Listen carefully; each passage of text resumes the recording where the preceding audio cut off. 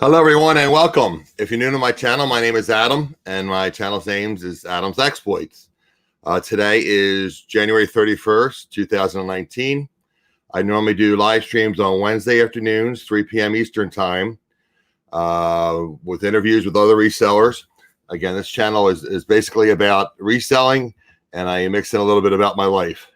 So, again, I interview other resellers, have them bring in their knowledge and their skills, and try to educate my subscribers and my viewers, and also to educate me. I enjoy helping people, and YouTube is an enjoyable thing for me, and I learn quite a bit. So that's why I'm here, and that's why hopefully you're here.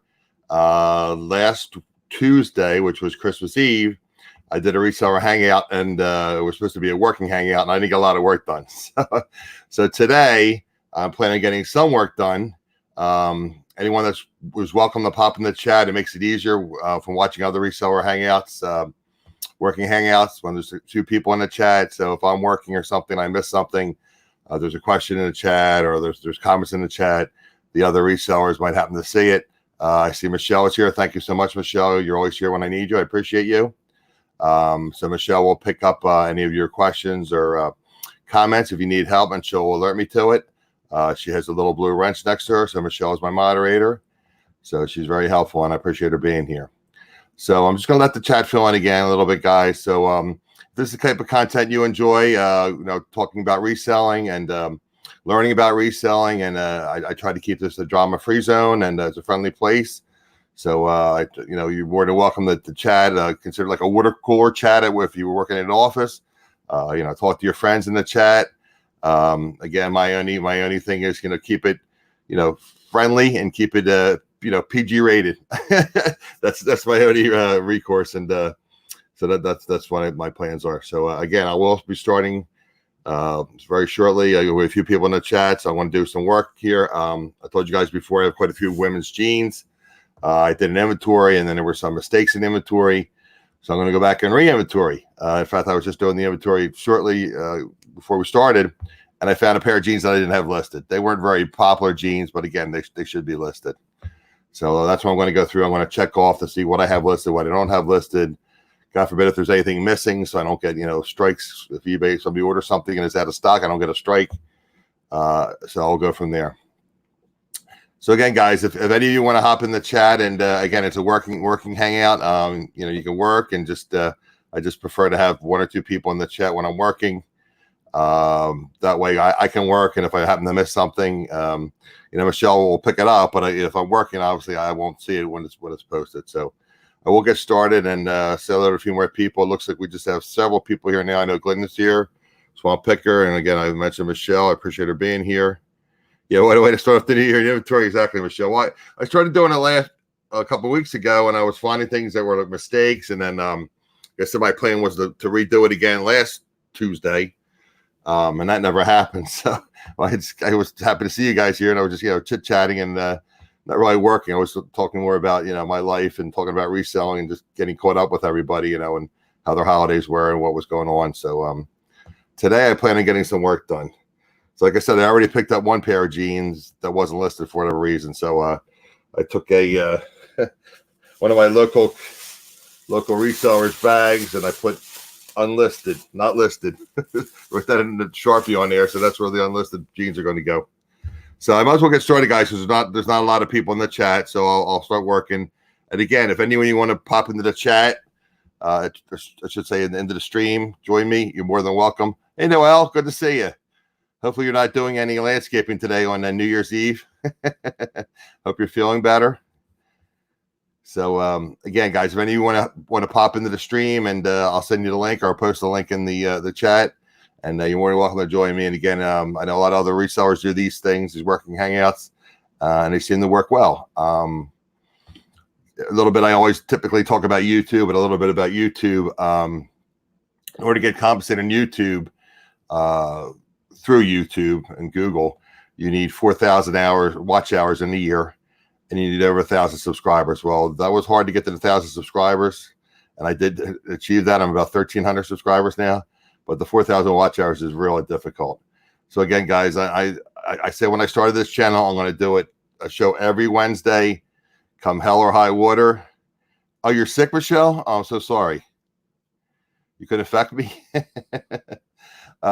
So I get many a day. I've done shows. I've even done shows where I've been on medicated or whatever. And in fact, I had somebody else, basically host a show, and I was just kind of there as a co-host. So nobody needs to hear you coughing up along. Oh, geez, I'm sorry to hear that, Michelle. So again, every Wednesday, guys, at 3 p.m. Eastern is when I do my shows. Again, today is New Year's Eve. Tomorrow's New Year's Day. So I figured the turnout wouldn't be so great on New Year's Day. So that's the deal. So I'm going to get started working. And again, anyone you want to pop in, you're more than welcome. No landscaping. What do you say, Michelle? No landscaping. Ready to hit about 200 hats. Wow. 200 hats. Super. You posted them on Instagram all last night? Wow. That's super, Noel. So are these things that you picked up in bulk at like an auction, or how did you pick these things up? How did you pick these hats up? That's quite a bit of hats, 200. Wow. Let us know how you picked them up. I mean, I want to start doing that, going to some of these local auctions, research where the local auctions are. And then my understanding is it's a good way to pick up inventory. I mean, obviously some things you get aren't that great. You have to buy lots or whatever. You don't have to. But if you buy a lot, you might find, 75% of the stuff is saleable and 25% isn't. Drop you the link. Okay.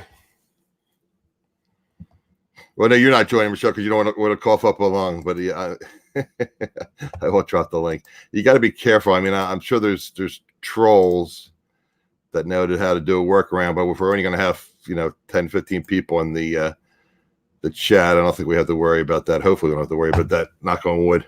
Okay. I don't know if you guys noticed, I cleaned up a little bit. Last week, I kind of let my beard grow out so I would look like Santa Claus. And it got really scruffy. It was going like all different directions. Like, oh, holy cow. And I didn't like the way technically this is called a Van Dyke, not a goatee. I always thought it was a goatee for all those years. And I learned like 2 years ago it was a Van Dyke. You ready for the hammer? So anyway, so I told you guys, I was showing you last week, I bought that new trimmer. So I used a razor and a trimmer and my regular handheld razor. And I just cleaned up a little bit. So like Michelle said, getting ready for the new year. So I'm going to get to work, guys. Again, anyone who wants to join me, the link is in the chat. And Michelle will be monitoring if there's any questions. What I tell people to do is put question marks, before and after. It just makes it easier to spot the questions. So I'm going to get started working. Let me see what Noel says. You picked them up over the summer in estate sales, garage sales, and bins. You don't pay more than 50 cents a piece. Great. I bought some at auction that I have to have listed. In fact, I should probably bring them down, Noel, and show them to you since you're the hat seller. I probably will bring them down during the show and just ask you, as far as, I could do the research, but if you're a hat seller, you probably know better than I do from my research. I think there's like 7 or 8 hats I bought, mostly snapback hats. I bought them, with all the different auctions going on. And I tell you guys, I try to support the other resellers. I buy in the various auctions and buy a lot of jewelry, which I shouldn't buy because I know nothing about jewelry. But I buy things and I super chat other resellers. I feel it's a community. And again, I'm working, most of you guys know I have a disability. I can't work a regular job. I have a lot of health issues. So this is kind of like my part-time job just to keep me busy. So I consider you guys like my coworkers. So I try to support everyone. And if I watch your channel and I consider you good people and you're providing valuable entertainment and education, I'll throw you a super chat or I'll buy from your auction, et cetera, et cetera. So I did pick up, I think it's like 7 or 8 hats. And if you're here a little bit later, I'll bring that box down and I'll show you what I purchased. And I need to get those listed. I figure within the next couple of days, get those listed. But today I got to get this inventory done. So I'm going to start on that inventory. So super important that you use templates. The more you have, I have templates for the women's jeans, and I have templates, I think, for men's shirts. But you're right, and that's a great tip, Noel. And again, thank you for contributing the tips. I enjoy that when other resellers in the chat and they provide valuable information. Again, I do have some new sellers. Most of my sellers on here are experienced. They know me from reselling and being in the various chats. But I do have some newer sellers in the chat. And that's great. Make a template, guys. And that's a good tip, Noel. Maybe you or I can make a video on creating a template. Michelle asked me last week what my plans were as far as you have hotkeys, Michelle. Wow, you're really high tech. Well, that's right. You work for Microsoft, so you understand all that stuff. I don't have any hotkeys other than the ones that were programmed on my keyboard. Yeah. So anyway, that's a good point though with the templates. And again, I tell people too, like when you're doing listings, try to batch things. I mean, if you're taking pictures, like if I do, I mean, unfortunately, I told you guys a lot of women's jeans are not selling, but if I batch things, you just watch YouTube's videos. So I batch things. So if I'm going to do women's jeans, I'll batch, like maybe I'll take, and I get confused if I do more than 5 or 6. So I'll take 5 or 6. Yeah, well, I'll get to that in a second though. Well, I was talking about what Michelle had said earlier, but anyway, I got sidetracked. So you batch things. So if you're doing women's jeans listings, you don't want to do like a pair of women's jeans and then a men's shirt, and then some kind of electronic, a DVD VCR combo. You don't want to do that. You want to batch things together. So if you have 4 or 5 pairs of women's jeans, like Noelle said, hopefully you have a template. If you don't, again, take those 4 or 5 women's jeans, take pictures. Take whatever pictures you want to take, 4 or 5 pictures of each one, whatever you decide is a viable number of pictures to take. I always check my pictures to make sure that I'm happy with them because I have issues with the low light. Although I have 3 light boxes upstairs, I have 1 above and I have 2 from the angles, and I'll show you guys that setup eventually. So I batch my pictures, take 5 or 6 pictures from each pair of jeans, and then I'll kind of label it. I'll put like when I showed you guys before, I used the bread bags from Walmart. And I'll put like A26, B52 or whatever. So then I'll put the bread bag down, and then I'll take 4 or 5 pictures, and then I'll put the bread bag down for the next one, take 4 or 5 pictures. So you batch them all, so that kind of speeds things up. And then when you're listing, like Noelle says, if you have a template, or if you don't have a template, you use to sell similar, and you can copy and paste from your other listings. So that speeds things up. What's up, Mr. Craig? There's a link. I'm going to post it again in the chat. Like I said, I'm going to try to actually get some work done in this reselling working hangout. So you're more than welcome to join me on the panel. And again, it's going to be a working hangout. Last week I did too much talking and I got very little work done. So I'm redoing my inventory again. I'm finding things that are unlisted, and hopefully I won't find things that are listed that I don't have. So that's where I'm at. So I'll post the link in the chat again, guys, if you want to join me. You're more than welcome. And Craig, you're always welcome here. We were just talking about batching and things. Oh, and okay, so we were talking about YouTube and doing listings about templates. And I had told Michelle, she asked me what were my goals for the new year as far as YouTube, and that's one of the things I want to do, guys. I told Michelle, and I told obviously the people in the chat that I want to do more pre-recorded videos. So I showed you guys, I'd purchased the Canon camera, and then I purchased a bunch of stuff. And then there's some other stuff lying around here, but I got things eventually. I'm going to use that camera to do live streaming as well. But I have to buy a bunch of different adapters and then software and things. So I'm working my way through it. I did buy a really nice microphone. Rode is one of the top producers of microphones, RODE. And the latest and greatest Rode portable microphone is the Rode NTG. So I just ordered that, and I used my eBay bucks. I got my 10% back on eBay bucks. I got my 1% back from Ebates, which is now Rakuten. So I got 11% back because it was expensive. So that you can actually use. And again, I have the Blue Yeti here that I use for my live streams from home. But I was just watching a video talking about Michelle learning from videos. I found you can actually plug your Blue Yeti into your camera, so that you don't have to sync up the video with the voice. The Blue Yeti can be synced to the camera, plugged to the camera, and then the voice and the sound and the video will be synced together, so you don't have to edit it. Speaking of editing, so that's one of my downfalls. Also, Noelle, I'm terrible with editing. I have iMovie on my iPad and on my iPhone, and I have like a couple free versions. I think Filmora or something, but I'm terrible at it. And then I think Microsoft is like Movie Maker or something as well. But so anyway, so that's my goal, to do more video, and that's something that you might want to do, Noelle. If you don't want to do it, I mean, I could probably do it too. Just I should probably go back and refresh my mind on how to do them because I haven't done it for so long. And but I do need to do them. So like do the template on eBay, and then just that's the other thing, you have to figure out I don't like when people do it. Obviously, if they don't know how to do it, they do it. But they use their another video camera or a camera to record their screen. I prefer to have a program that records my screen. So that's I need to learn that as well. So if I'm doing a video, tutorial, so to speak, I'll have something that can record the screen as I'm doing it. The program I eventually will buy, and I'm probably not going to buy it until next year because it's extremely, extremely, extremely expensive. I won't buy that probably till the end of next year. And that is a really high-powered software program. The way I describe it, if you guys do YouTube, it's kind of like OBS on steroids, but it's much easier. Much easier to operate. It has a lot of built-in templates, but it's expensive. Whereas OBS is open source and it's basically free. This is a paid service, but it's not a subscription fee. It's a one-time fee. And again, what you can do is you purchase the various levels. You purchase the beginner, the intermediate, the advanced, the pro.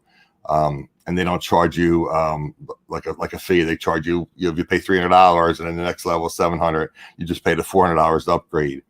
So it is expensive though. So I probably won't do that to the end of next year. But I do want to do more pre-recorded videos. Like I said, I'm going to do some vlogging videos with my camera and the microphone. And I know a lot of Goodwills won't let you film, but if I'm out and about doing any kind of sourcing or whatever, I'm going to try to use that.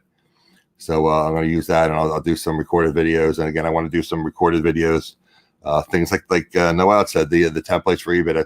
That's a great thing that a lot of people probably don't even know how to do that. Noel, that's a great tip. So anyway, let me just read the chat a little bit, and I'm going to get started. Go back to my inventory, guys. Let me just see what's going on in the chat. Let's see here. Noel says she has about 25 templates. Are you in the car, Craig? Okay. Well, if you have to get back home, I don't know if you're dropping your. I guess kids don't have school today, right? Today typically the week they have off from school. Michelle, Lathan, and Adam, and everyone, do you have policies to your listings? What kind do you have? You used to put return policy refund. I did at one point, Noel, and I believe I still have the same one. And I tell you guys all the time, and I've told Casey when I've had Casey on my channel, 90% of what I've learned about reselling is from Casey, the Rockstar Flipper. So he had some policies, and I just kind of took what he was doing and kind of fitted it to mine. Let me see if I can do a screen share. Let's see if I can find my policies here. Let's see. I do have my eBay open. Let me just go to, I'll show you one of my listings. Bear with me, guys. I don't do a lot of screen sharing. Shipping payments, returns accepted, same day shipping. Where is it? Shipping and payments.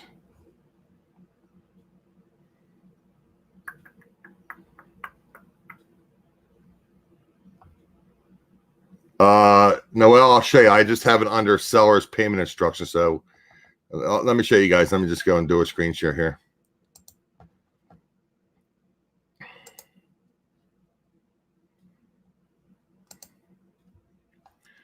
We'll do Chrome tab, and we'll do,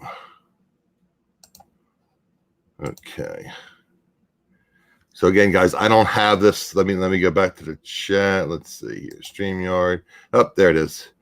So let me scroll down and show you guys what I have here. Again, this is just one of my listings. I tell you, I got a lot of women's listings, jeans. This is a pair of women's jeans. Again, pretty reasonable, $8. I do have a little bit higher shipping, $8.75, because it's a padded flat rate envelope. And with my discount, I pay $7.55. I know some people pay like $7.35. I pay $7.55. And again, guys, I'm going to try to find the new rates that go up. I believe it's like January 20th when rates are going up, and then pretty much everyone's rates are going up. USPS, USPS, they're all going up. But I'm going to try to find some charts as far as rates. But I know the party mail prices are going up. So anyway, so this is a pair of jeans. So again, when I did it, I didn't really have a spot to do it. So it shows I have 30-day returns, money back, but I have the buyer pays for return shipping. Especially with women jeans, I don't want people using me as a place where they can try on their various jeans. When I get messages about jeans and how they fit, and again, this might be the wrong way to do it, but Again, it cost me almost $8 to ship a pair of jeans. And some people, they claim that it doesn't fit, or they don't even claim it's fit. They'll claim there's a mistake in the measurements or something, and then they want you to pay for the return shipping. So what I do is I have 30 days. The buyer pays for return shipping, and again, if they claim an INED or item not as described, such as, oh, you measured it wrong, you can show eBay your measurements. So there's how eBay slides 99% of the time with the buyers. So this is my and again, this is my policy. I have this my policy, but it's technically under seller payments instructions. I say, we aim at 5-star, et cetera, et cetera. We sell. If you're happy with the purchase, please provide feedback. If any issue with the purchase, please contact us directly. We resolve the user issue. So that's technically not a return policy. This is eBay's return policy. So no, I don't have a return policy other than I have obviously I have the 30-day return. And here's eBay's return policy. I just want to make sure you guys can see that. Let's see. Yeah, I guess you can see that, right? No, I don't think you can see that, can you? That's the problem with this when you change tabs. All right, I'm just going to stop sharing. So what the hell? Let me see. Nope.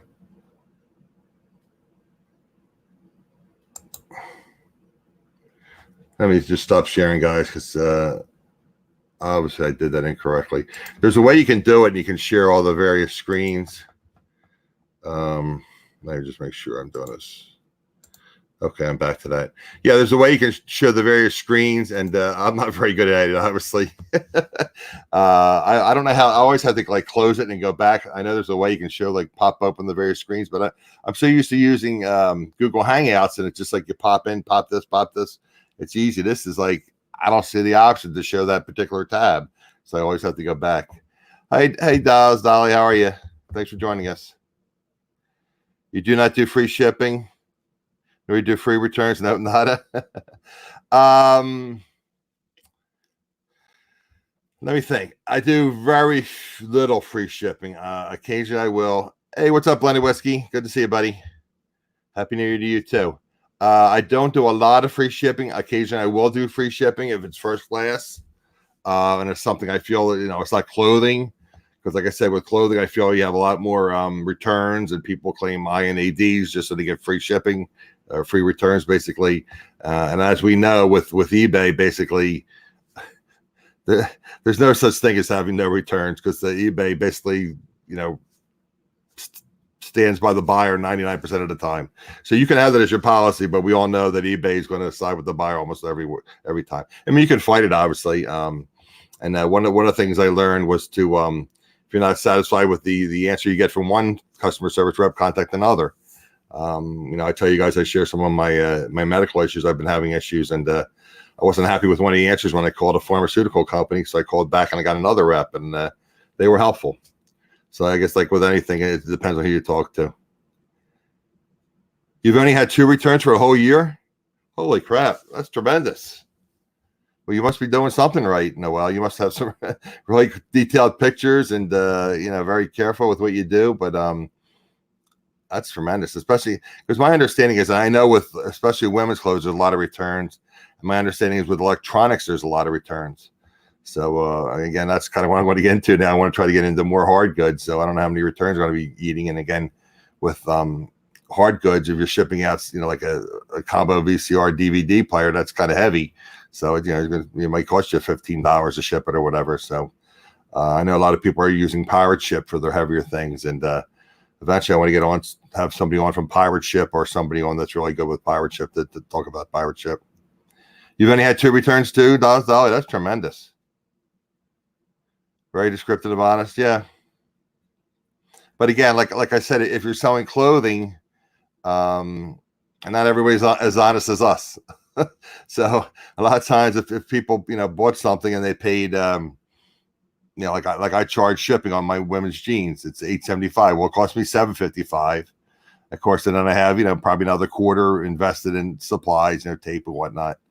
So I'm basically up to almost $8, and then you got to pay commissions. You got to pay your 13% basically 10% to eBay and your 2.9% to PayPal plus your 30 cents.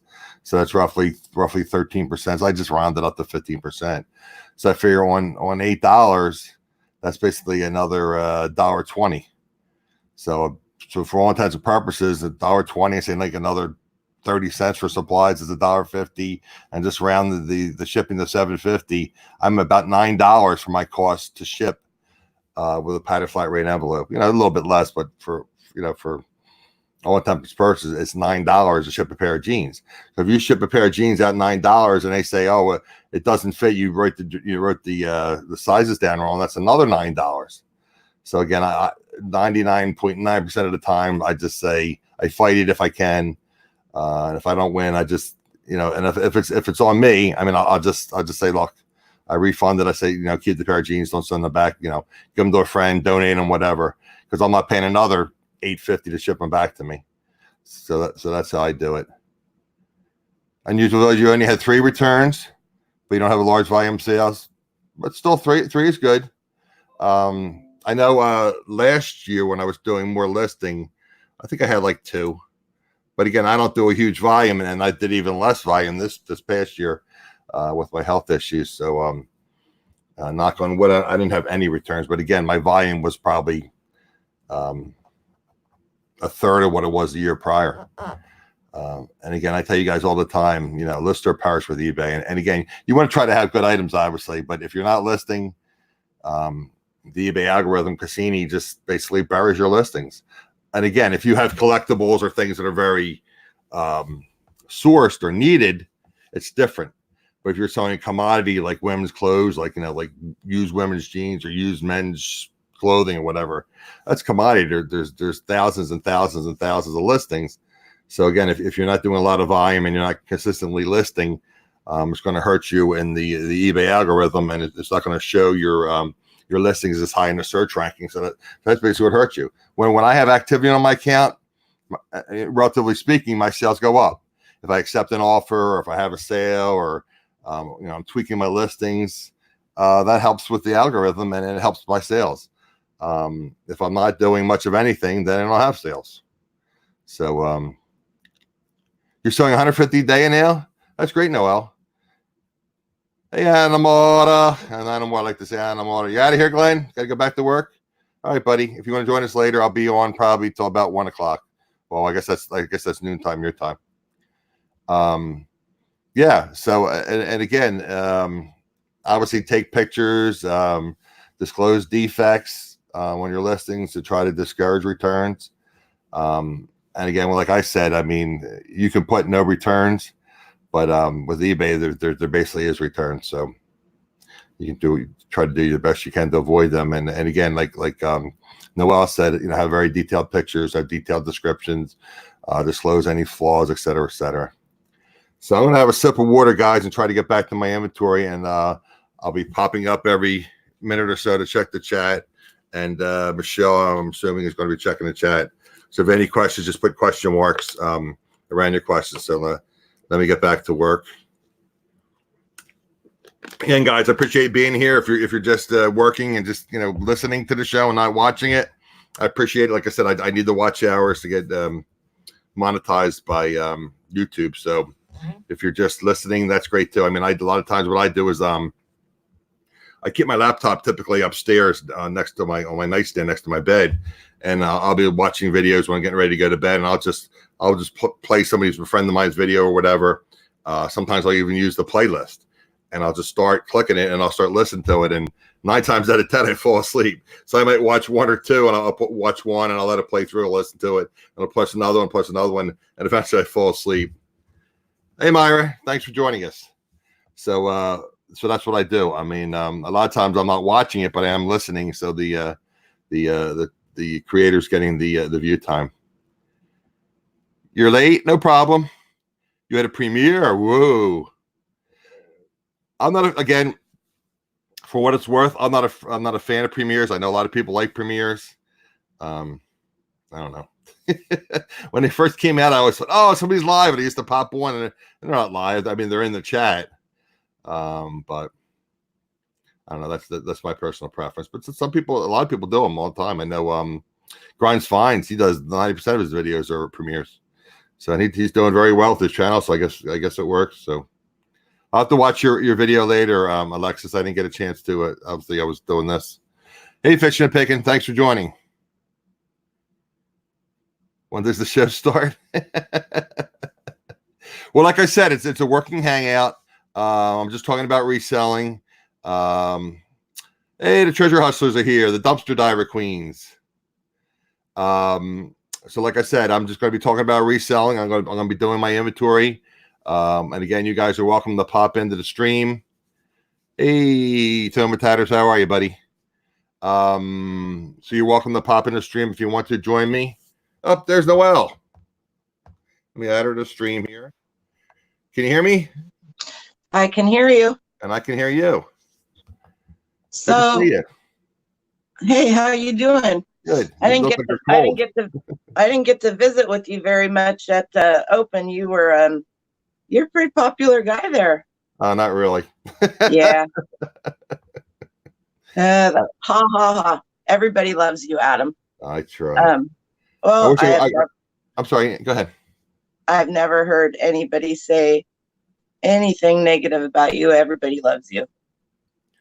Well, like I say, I try. I have my faults like everybody else, but I try to, and I tell people I try to live the golden rule. I try to treat people how I like to be treated, and exactly. Some people don't like the way I treat them. I am what I am. Well, you know, I just try to be nice to people, and but don't cross me. Don't. And I tell people, don't mistake my kindness for weakness, because I am a Taurus. Taurus the bull is my horoscope.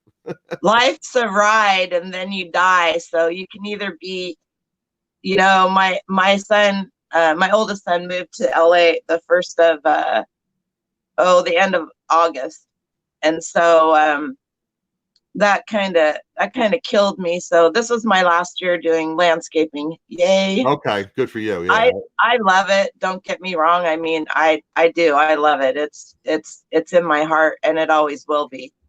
Right. But well, you can just do it around your property. You don't have to do other people's properties. Well, I take care of. I'm taking care of my mom's place, and she's 76, and she's got 10 acres, but about, I would say, 5 acres of it has to be, you know, taken care of. And then I have a older couple that they've adopted me and I've adopted them. He's 91 and she's 70. So it's a father and daughter, and they have 5 acres, and I've taken care of their property for, this will be year 5. They can't do it, and they don't have any. Enough to keep you busy with the reselling and everything. Yep. And then I have my grandson that lives with me. So he's 6, and he keeps me honest. Oh, I would say keeps you busy. My word. I was telling him the other day, let's see, it was a couple of days before Christmas break. I picked him up at school, and he was telling me something, and we were not quite out of the school parking lot. And I was telling him how smart he was. And he's quiet for a minute, and he goes, well, if I'm so smart, Nanny, how come I have to go to school? Good question. I'm telling you. Anyway, so on your listing, on your business policies and your listing templates, man, if you don't have business policies set up, when I first started really selling heavy 2 years ago, before I had my burn accident, I was really, really starting to get into it. And my son has a store also. He only has about 500, I shouldn't say only, because a lot of people go, that's a lot. I think he's at 560 some items.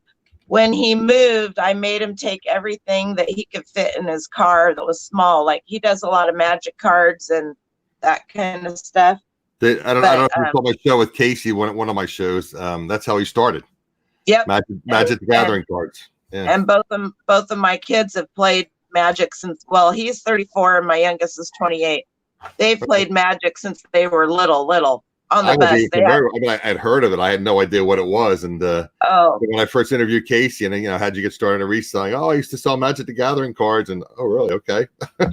If you get a chance and you want a good giggle, go watch my last video that I did, because I I have a tendency to ramble. I have that whole squirrel problem, that over the hedge squirrel effect. Anyway, I listed a bunch of I was talking about listing books. So my youngest son's, one of his best friends since elementary school, like second grade elementary school, just had a bunch of he had a bunch of manga anime books. Okay. And so and when I say a bunch, I'm talking like 5 boxes. And so I'm trying to get you on the computer. I'm on my phone. Right. I'm glad it's working well for you, because StreamYard typically doesn't work well on the phone, but knock on wood, it's working. Oh yeah. And so he let's see, I have to mute it on the computer, don't I? Right, you do. Got it. All right. And so, I know that stuff's valuable, because I put a lot of money into it when my kids were younger. I mean, exactly. And so to me, when and the best inventory you can get is the free stuff, right? I get a lot of free stuff. I got in trouble once in the chat. It wasn't my chat, it was another chat. I was just joking around, because I said, if it's free, it's for me. And I was joking with one of the other people in the chat. And, I said, if I get stuff free, if I can resell it, I'll resell it. If not, I'll just donate it or I'll throw it out. Exactly. And somebody jumped all over me because, and I wasn't even thinking about it, but this particular person has some income issues, and she gets a lot of things donated to her, like jewelry and things from the various auctions. I wasn't even thinking about it. I was just joking around. So I guess they thought I was taking a shot at her for getting free stuff, which I was just saying, I like free. I like free. I mean, if I get stuff for free. People need to take their freaking hearts off their shoulders and sit back and shut up sometimes. And that's, I don't know if that's what people like about me most or what, but I was trying to say, my oldest son says, Mom, you wouldn't make it in California because you're too PC. And I said, I don't care what people think about me. They're either going to like me or they're not. I'm not changing who I am. I'm 52 years old. And I have had a very interesting life, and most of us have. I raised 2 boys 100% by myself. I worked in the big oil industry. I did in my real life, and I get job offers every week, 2 or 3 job offers every week to go back into welding inspection and all of that. Wow. And that's good money. I mean, and when I say good money, I'm talking like, nobody's up but me. Even the dogs didn't want to get up this morning. I tell you. Let's see. So I have come to the point in my life where I don't sugarcoat anything. I kind of have a foul mouth at times, because when I get irritated, and when I got irritated with the guys in the big industry, I built Freightliner trucks for 10 years. I was one of the first female foremen there. And when Freightliner, I got laid off twice. The second time I got laid off was in 2007, and I already had a job in quality and inspection with Evraz Oregon Steel Mills in the spiral pipe mill. So we produced the pipes for the oil and gas industry, the big pipes. They're like 42 inches wide. So that's a doorway, right? Right. So they were 42 inches wide, 80 feet long, and I inspected the welds inside and out. And so, and so I have inspected millions of miles of welds. And then when the crash happened in 2009, they had like 4 layoffs, and there was like 6 of us inspectors left at the end, and I was one of the last ones that they let go when they had their very last layoff, because I was I'm so anal about details and reports and stuff like that, I mean, they could call me up and start two numbers into a pipe, and I knew exactly which one they were talking about and where it was and what was going on with it. And it would just amaze them. That's just how I am. That's how I work. So I'm very much like that in my listings. And it was extremely painful for me when I started listing, because you would watch people like Casey or Rally Roots or whoever you want to get into, and they would be like, oh, you should be able to list 25 a day easy. And I'm like, what are you kidding? No, there's no way. And I was my worst enemy when it came to listing. And it's really just been the last 2 months where I've had to just, it's funny to me. I've had to just let go of some of it, not a lot of it, but when you get back into the making templates and business policies, man, if you don't have your business policies set up, you're wasting 5 minutes per listing just clicking on all those business policies. So take I need to go in again. So I haven't been doing a lot of listings. Literally take a day, because that's it's going to take you. If you think you're going to sit down and in 10 and 15 minutes you're going to have your business policies done, you're not. Really? They're not as easy to find. So my son has a store, and most of the big stuff is here. And when I ship every day, I ship his stuff, I ship my stuff. He has the littler stuff, the business cards, stuff like that, because he just rents a room. So, and then when I went to Anaheim for the Burn conference in October, I flew Southwest. So I took 2 50-pound suitcases full of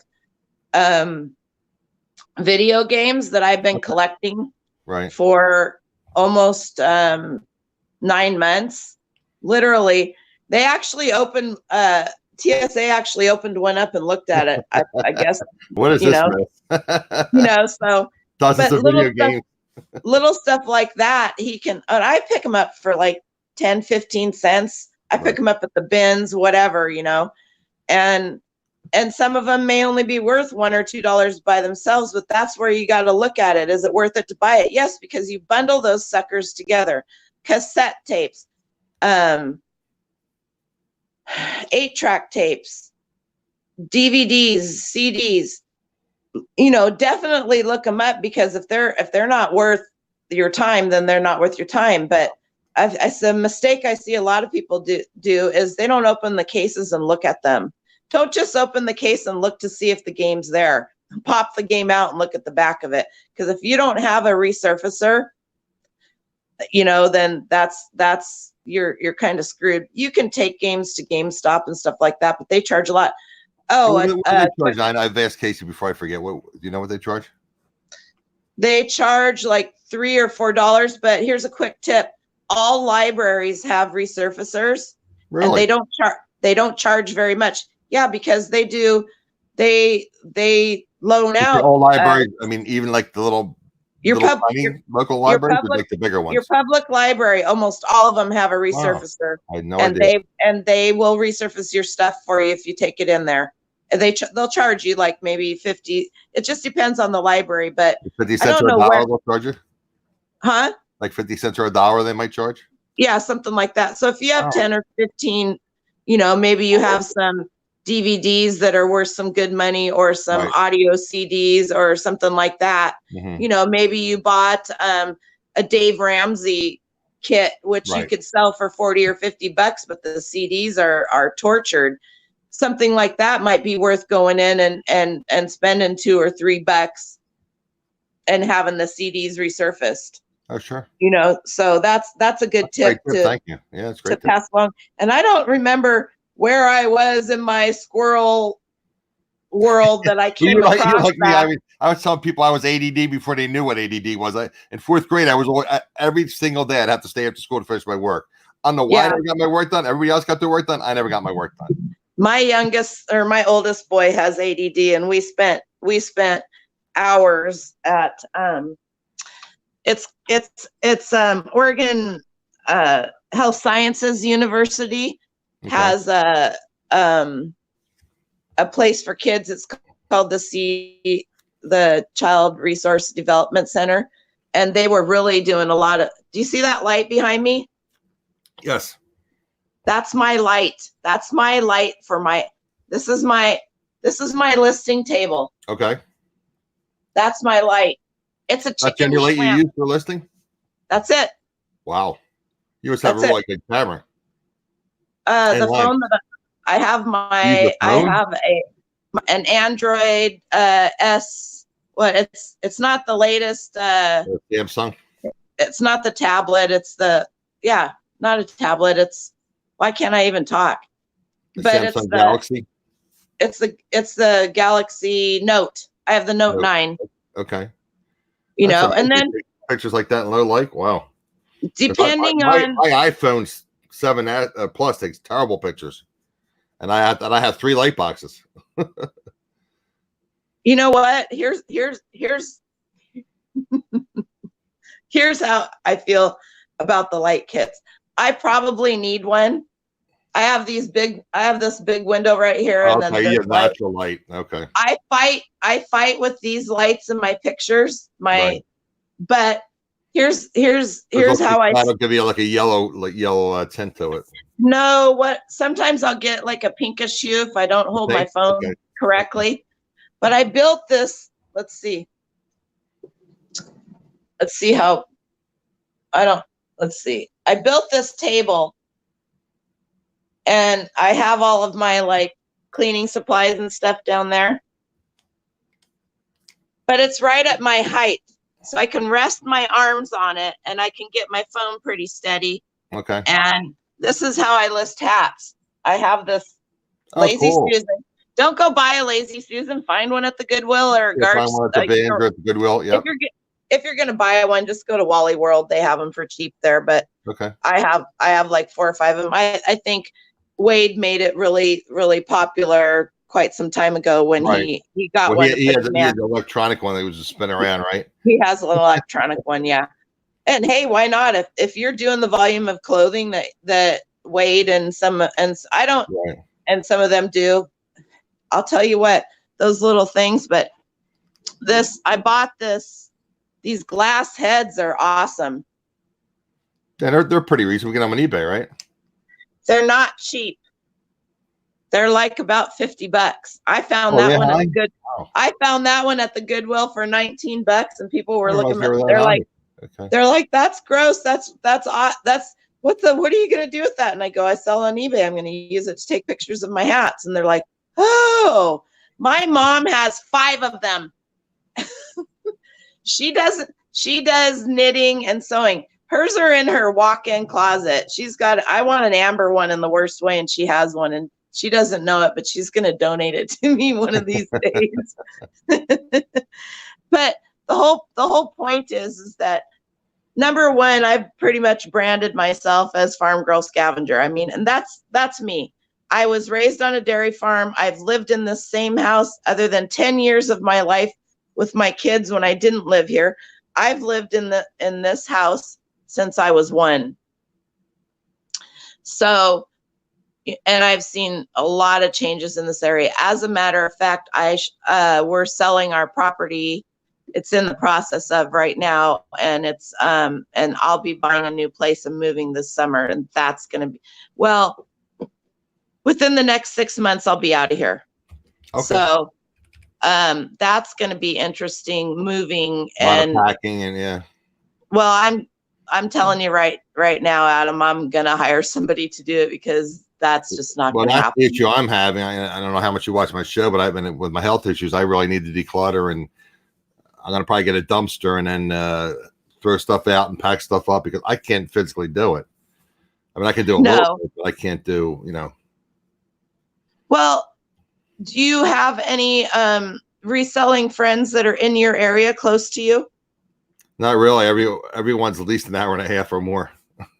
What you really need to do is if you've got a lot of stuff that you want to get rid of that's sellable. Most of my stuff is just like household. Like I'm in the house that I grew up in. Yeah. A lot of stuff is my mother's stuff that, it's just. And then stuff that I bought when I told the story before. I had a row house and the neighbor got bad. And I was working as an outside salesperson selling wine and liquor. So I had a lot of stuff in a storage facility. So basically I I got this guy who was a friend of a friend of a friend or whatever. And basically we ran the stuff over to my mother's house, and then we transported what I needed to live into the house. And then we either, kept some of it, or we threw it into the dumpster, and this guy took some of the stuff to resell too. But, well, I think you might be amazed at, that's one of my bottle collections. okay. Don't ask. I think that you would be amazed at how much stuff you have that you might think is just household junk that is worth money. And the reason why I asked is if you have any reseller friends or people that that are in the area, is because, and this whole thing, I don't know if it was Casey. I think it was Casey that did a video here not too long ago about how you're never going to find anything that's worth more than $30 at the Goodwill, because people just don't donate stuff that's worth more than $30. Wasn't that him? I don't remember seeing that, but it could have been. I watched like maybe one or two of his weekly videos, and of course his live stream. I don't watch a lot, but I listen. And I think having the landscaping business really helped me out a lot in the reselling world, because one year for my birthday, my brother and sister-in-law gave me a set of wireless Bluetooth headphones, and I would just put those on, and while I was weed eating or whatever, I had to have air protection in anyway. And so I would just put those on. I'd listen to the Scavenger Life. They're my favorite. They're just honestly my ultimate favorite. I used to listen to them back in the day, and I just, for some reason, I didn't click with them. But they're Betsy Robbins says what, 64 flavors? Yeah, that's exactly right. That's why I say to people, it's like, if you don't like somebody, why are you complaining? Why are you causing problems in the chat? Go watch somebody else. Yeah, exactly. Move along. There's plenty other videos out there and live streams. Because they're not happy in their life, so they're going to make everybody else miserable. And that's their problem. But although I told you, I don't know if you heard, I purchased the camera, so I know they're big in the camera. So yeah. Oh yeah, they're big time in the cameras. Yeah. But I guess my business is set up and based very, very similar to theirs. And so I list my stuff and I forget it. It's gone. Now, if I get a little dot in my listing that says from eBay, this hasn't had any activity in 16 months, then I may go in and do a little tweak to it or whatever, But other than that, and then what I have done is I've gone back and looked at some of my listings from when I first started and changed the titles, because that's a big thing, the title. If you can catch somebody, the title's a big thing. Your title and your first picture that they see. Right.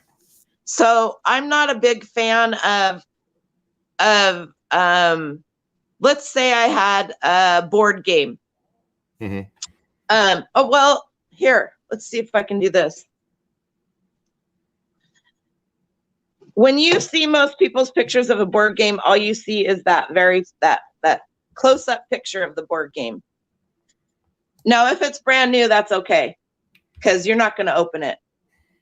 Can you see this? Yes. So it is a. Let me just highlight you. There you go. There we go.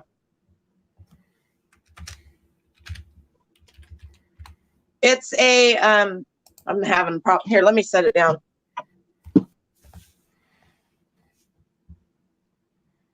It's a tape recorder. Right. It's a vintage General Electric tape recorder in a case.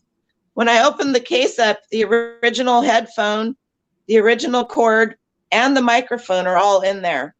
The case is kind of beat, and I really thought about just getting rid of the case and not selling it with the case. But the collectors that are going to buy that, and that's who's going to buy that as a collector, they're either going to, they can make the decision. Some of them will fix this case up. They want it like that. It works. It works good. Right. So there's only been one other one sold on eBay, and it was in mint condition, and they sold it for $29. And I was like, now I don't know they only had one picture. I don't know if they had the cord, the microphone, the headphones, because when I looked at the picture, I got this nice Patagonia hat at the bins for 10 cents. 10 cents. 10 cents, because it's by weight, almost right? free. It's by weight, and so it's $1.29 if you buy 25 pounds or over. And so, I mean, this weighs like 3 ounces. Right. Anyway, so I did minimal cleaning on it because I was just like, I need to get that. I actually had given it to my son to list because he had quite a, and he didn't list it. So I just brought it in the house the other day, and I was like, I just got to get that listed. So I listed it last night, and I think I listed it for $39. I think I listed it for $39.19. And now I get a lot of what's with the 19? Well, 19 was last year was 2019. This year is 2020. I can just look at my price and I know when I listed something. That's what you call stupid simple. And that's what us farm people are, stupid simple. I put it in my the secret SKU. I put the date. I don't want to have to look at anything else. I don't want to have to go look at that. I can look at that price. My initial prices when I first started listing really heavy all ended in 99. I know, and I can tell by the background. Right. Because I've had this background for 2 years now. Like 13, 14, 15, 16, 17, 18, 19. Yep. So for me, that's for you, right? That's really easy. And, you know, and also another good thing about that is I may be 50 cents cheaper than somebody else that has theirs listed at $29.99. I got mine listed at $29.19. Right. You know, so there you have that going for you too. Right.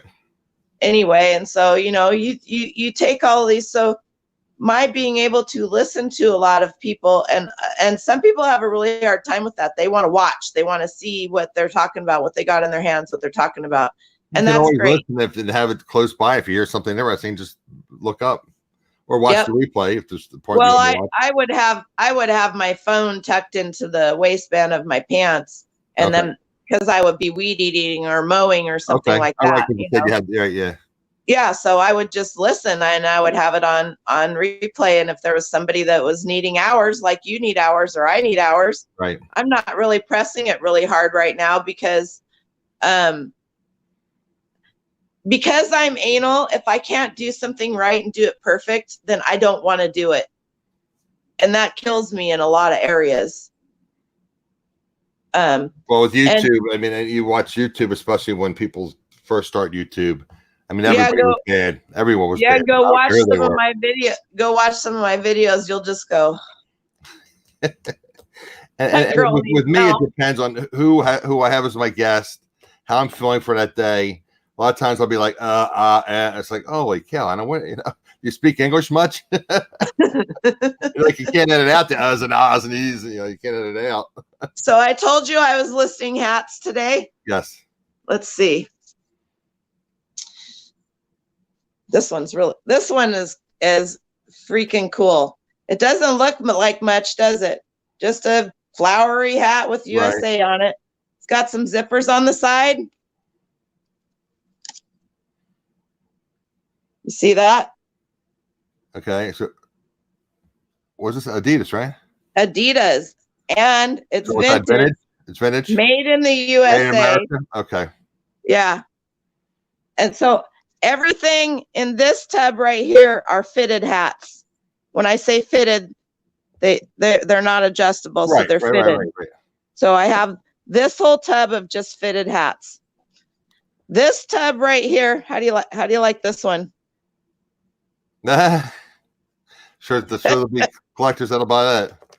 Everything in this tub right here are snapbacks, and I've got them separated into mesh, and then you know, these ones are all fabric. Excuse me. And then these ones right here are all vintage, and they're stuff like this.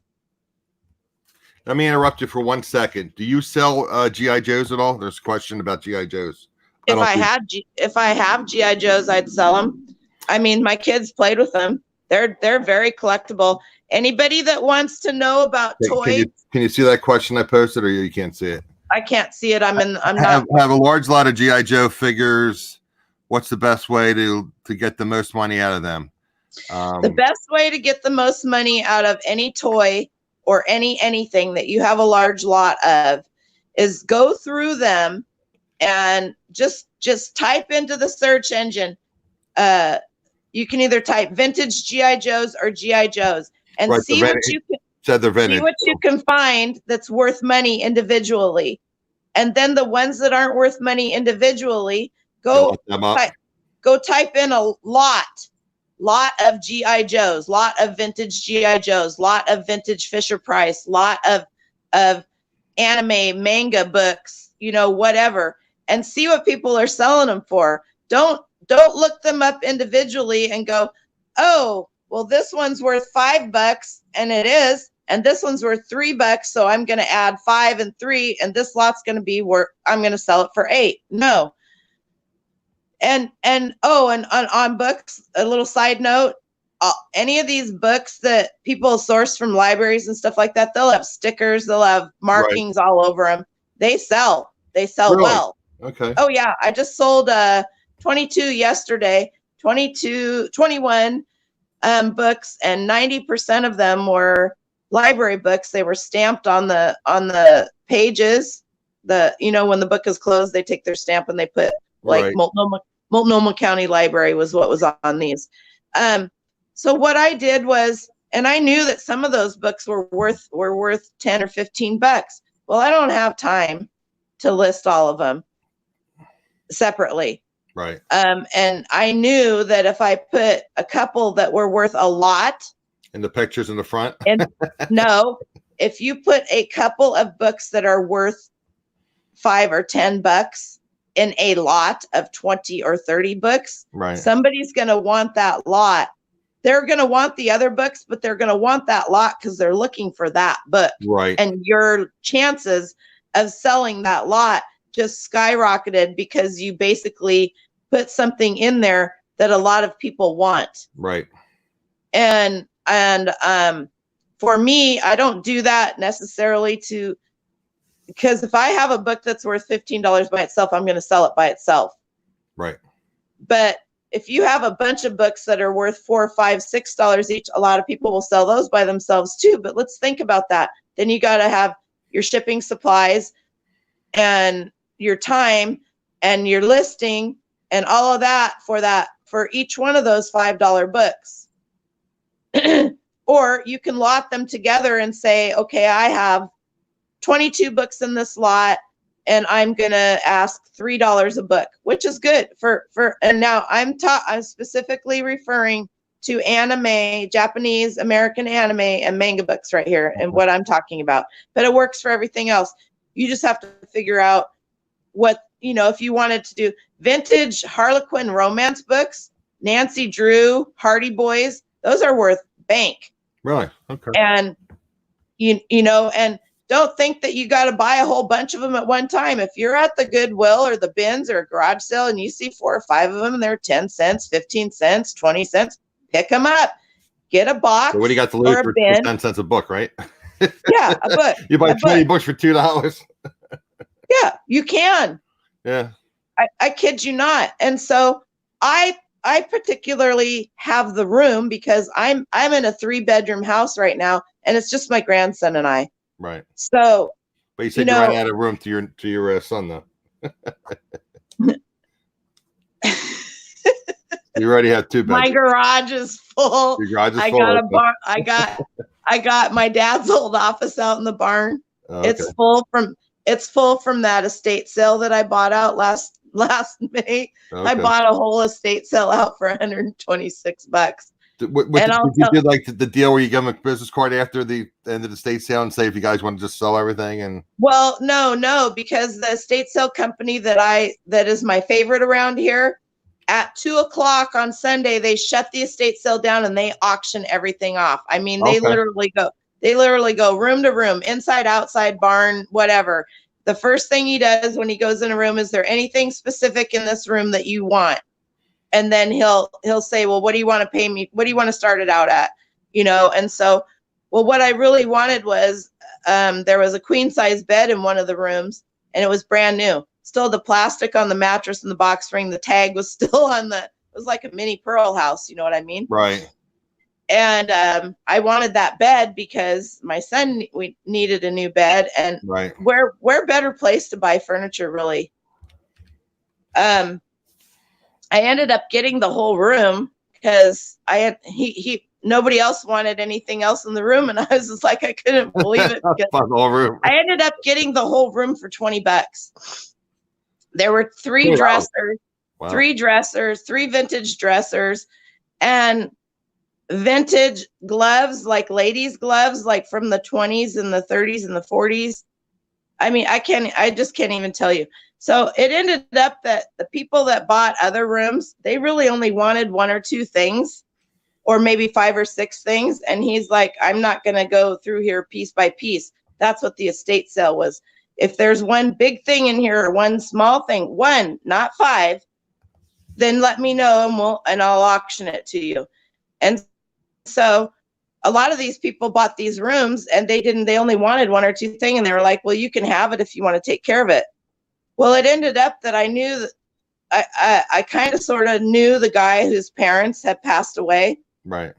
And so he had one whole half of the garage that he didn't even let them in, the attic, and a whole storage shed outside that had never been gone through. He had already had himself 3 garage sales and 3 dumpsters taken out before the estate sale. Right. Okay. I hear you.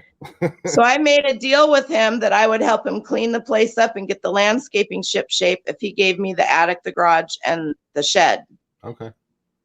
So that, and then everything else I got for $100, and I think with tax it was like $126 and some cents. And I gave a lot of stuff. There was a couple of people there that, I did a video on that. Go back to May and you'll see a video that I did on that on my channel. My videos have been kind of sparse and I need to up my game on that. And as a matter of fact, I'm due to make another one. I should be making another one this week because I promised myself that no matter how technical they are, that I should do one a week. Right. Because I have, I don't know, around 250 followers. That's amazing to me. But anyway, so I have a lot of product. And you don't have to source for a while. You need to get that listed. I don't have to source. I love to source. That's my most favorite thing of the whole thing, right? We're hoarders. And that's where, well, a hoarder is somebody who can't sell and get rid of stuff. Right. And so, and that's the big thing for me. My biggest problem was I just didn't have time. And especially during landscaping season, I mean, I'd be gone at 8 o'clock in the morning and maybe not home until 11. I would just say you're going probably at least 12 hours a day, right? Yep. And so that for me was my biggest problem. Well, now that I'm not doing landscaping and I no longer am taking care of my granddaughter who's type 1 diabetic. So it's just Dren and I. And so, I mean, I went from right around 500 listings the end of October. I'm at 900 at this moment, 965. I'm gonna be 1,000 by the end of today. I should be at 1,000. You got 35 done today?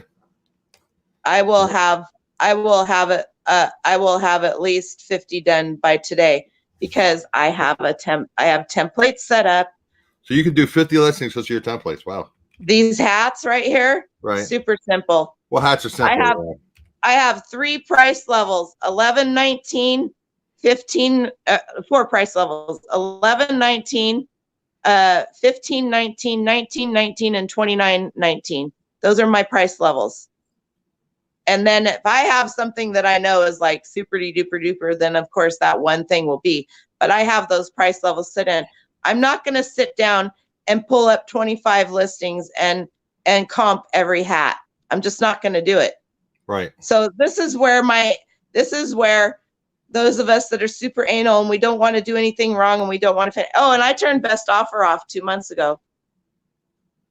I rarely do it. I was talking to Casey. I had an issue with the best offer, and it's like, because I priced my things so low to begin with, then you got to price them artificially high. And Here's the deal. If you want a sale, you got to factor that in, and then here's the deal. If you have anything $49.99 and less, that should not have best offer on it ever. Right. That's everything. And if somebody wants to make you an offer, they can get a hold of you, and they do. I have people. Right. I have people that get a hold of me all the time, but I also 3 or 4 times a day send out offers to watchers, a blanket 10%. I click every single one of them. I may have 10 in the morning. 10%. You just offer the price 10% less. You tell them I'll give you 10% discount. No, when you go into your listings, when you go in and you go to the overview, right, and then you pull up active listings, right, it gives you that send offers to buyers. It has all of that stuff where you can can search for an item in your bar. Look, let's see how well this shows. So it has all this stuff. Let me go to you again. Right. Okay, I don't know how well this is. So it has all this stuff. By the way, here's your business policies. If you want to get in and do them, it used to be that you had to go into your store and go into your settings and all of that and do your business policies. And I was having a hell of a time finding the business policies to set my sons up. They're right here. They're so stupid, easy to find. I was just like, what? Okay. I finally Googled it because this is all new since they did all these updates, is what you're saying. The new. Yes. Okay. Yes. Yeah, I didn't adjust anything. No. I finally Googled it because I was like, I got to get his business policy set up because I'm not going to go in and I'm still having to fix his listings from the update. I mean, right. And we don't sell a lot of clothes. He sells more. he sells more clothes and shoes than I do. But what he sells, it affected 90% of the clothing sellers. There were some other categories. It affected the hard goods sellers worse than it affected the clothing sellers. Worse. Okay. You just didn't hear about it. Right. They screwed up every single one of my business policies. They duplicated them. Some of my stuff had what was it? My plush Winnie the Pooh had my hazmat shipping policy on it. You know. Well, Winnie the Pooh is hazardous. apparently, he's a hazardous commodity to have in your house. Anyways, so this is what I do. I go in here and you'll see it'll say right now it says send offers 0, but it says I sent 23. So if it only has 1 in it, then you have to have a price. Say the item that is $19.99. Well, I'll offer them like $18.99, or no, I'll offer them like $15.99 because I have my prices just a tad bit higher for this reason. Sure. But if there's more than 2 in here, then and you hit this send offers, then it'll pull up a screen, and on that screen it'll give you the opportunity to choose a percentage. And then you can, just like your bulk editing, you can choose, do you want to choose all 23, all 5, all 6, and do a percentage of, we'll say, I do a blanket 10%. Now, if you have an item that somebody's watching and it's $8, you may not want to do 10%. I don't know. I just, you could just do 5%, right? You can click the 4 or 5 you want and do 5%. So what I do, I pretty much just do 10% because anything that I have that's older, that's in my store, that's less than $10, I'm ready to get rid of it. And so I don't have a problem with that. And then it brings up, and also over on the side of your screen, it'll pop up every single one of those listings, and it'll tell you how much it's gonna be after the percentage. So you can look and see. That's a good update. So you can look and see on that. Gotcha. You know, and so say you have 10 of them that are under $10 and you don't want to offer 10%. Well, 10% of $10 is what, $1? $1, yeah. So it's not really that much. So maybe you only want to do 5%. So you can go down in there and click those 5 that are under $10 and just send them a 5% offer. Right. And And then you can go back and do the other ones and do a 10%, or say maybe you have something you just really want gone and you're going to offer them 15 or 20%. I don't know. That's your choice on your business model. And then it'll say there's a little ditty that they already pop in there, similar to a template, right? Here's your chance for a great offer. And then I go down below that and I write, thanks so much for your interest in this item. For the next 48 hours, I'm offering you an additional 10% off. And then I put, like, before Christmas, I put Merry Christmas. Now I put Happy New Year. And then I'd go down to, and I just type Farm Girl Scavenger, and then I send it off, and that's it. And I'll tell you what, I had this one lady bought it was a manual for a Xbox game, something like that. And I was just getting ready to go to bed, and I saw I had one watcher on something, so I pulled it up real quick and I sent her an offer to watch her. And she sent me back a message, and she said, I have clicked watch on 5 or 6 of the same book on 5 or 6 different people's things. And she goes, and you are the only one that sent me an offer. Well, she bought it, and then she sent me this message, and she goes, as you can probably see, I purchased your manual from you because you sent me an offer. And she said, it's very nice to see that some sellers are engaging with other people. And so here's your customer service, right? Mm-hmm. And so don't just send an offer to a watcher and put your price in and send it off. Right. Mm-hmm. Yeah, do a little, and you can use OneNote or whatever you have and do a some kind of template and just change the person's name or whatever. Well, just copy and paste. I don't do names. Right. I don't do anything. I don't know names. Okay. I just because each one is going to a separate person, but they're getting that same little list. So they think, so it looks like you have personalized it. Time to personalize it, right? Mm-hmm. Exactly. And so what's going on, Craig? I was gonna say, do you know Craig? Obviously you do. Yep. Oh, yeah. I'm sorry. I had to go drag my truck to the repair shop to get it checked out. Do you do offers to watchers, Craig? I do when I'm available. And I heard you talking about best offers and all that earlier. I've kind of been in and out on my phone. I do best offer on everything. But I used to do best offer. Yep, I used to do best offer on everything, and I shut it off because I wanted to see if it was, it's kind of like a little test for me. Right. And I'll tell you what, I honestly believe that I am selling more now. Really? Without the best offer on than I was doing before. Offers to buyers though. I send the offers to buyers now. I have best offer on my more expensive you stuff. Said over $50, right? Right. And even a lot of stuff that I have over $50, I don't have best offer on. Right. I think I have 9. Oh, I was off. I must have sold some stuff that I wasn't aware of. I have 9. That's a good problem. I have 961 listings. I have best offer eligible. That means, let's see, I have 175 of those listings have best offer on them. That's it. Right. And almost all of those are items that are over $100. Some of them are $500. Some, I think that's another situation. And I always say this, but that it's just not a one size fits all. What it depends on what you want to do as a business, what kind of items you're selling, how much you're willing to take. Slow, fast nickel versus slow dime kind of thing. So, right. Exactly. And I don't think there's a right or wrong. It's just what's right for you. Exactly. Or me or Adam or whoever. Yeah. And you have to figure that out. I mean, Adam, I know you're very much like me and painfully research and your prices and stuff like that. But at some point in time, you have spent enough time researching the price on something that that you're in that area. So for me, anything that's less than $50, I know that I have a good price point.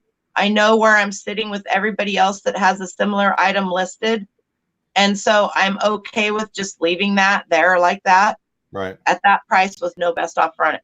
that works. Like Craig said, that works for me. That like doesn't work. Everyone's different. It depends on what you're selling, your price points. Like he said, fast nickel or slow dime. Exactly. I was on my Hangout, was it last week or the week prior?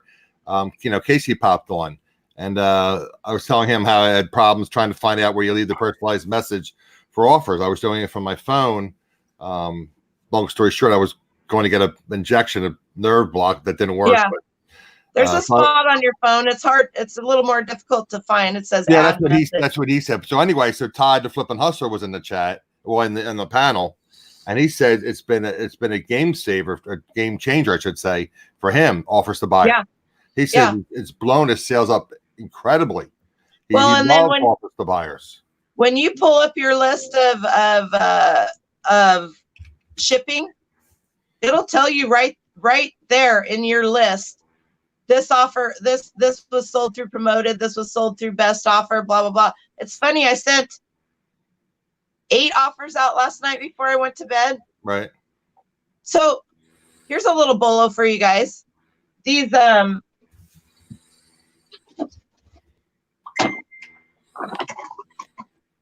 reusable shopping bags. Oh, really? This one's actually Trader Joe's. There's actually 5 of them in there. Are there a bolo? Type in. You're gonna laugh your ass off. Oh, sorry. Type in. Try to keep it PG. Yes, it's okay. Type into your search engine Trader Joe's reusable shopping bags. People are actually selling the brown paper Trader Joe's grocery bags, the brown paper ones. People are selling them. And I love them for recyclables. I have some on my kitchen. I get them at the bins when I go and buy stuff at the bins. This is how anal I am. The lady at the counter. The bags? No, I don't donate to the. Oh, I donate. I donate. People donate the bags to the bins. Yes, they donate. IKEA. I get all my IKEA bags at the bins. Well, IKEA Everything. bags. Yeah, I can see IKEA bags. Why would you donate? You're spending money on those. This is a modified IKEA bag with a. Well, you can't see because I have you highlighted. I'm sitting in front of my computer I can see the computer. This is a modified one with a zipper. Yeah. That I have a bunch of the blue ones. Those and I'll tell you what, those are really nice for storing hats in. Sure. Because it has a zipper, so you won't get any dust or anything. It has the zipper and it keeps the dust off. So exactly. Yeah. and anything like but IKEA is just so large. Oh God. Well, but you can order them online. I have one 15 minutes from here, right across the bridge in Philadelphia. Order them online and have them shipped to your door.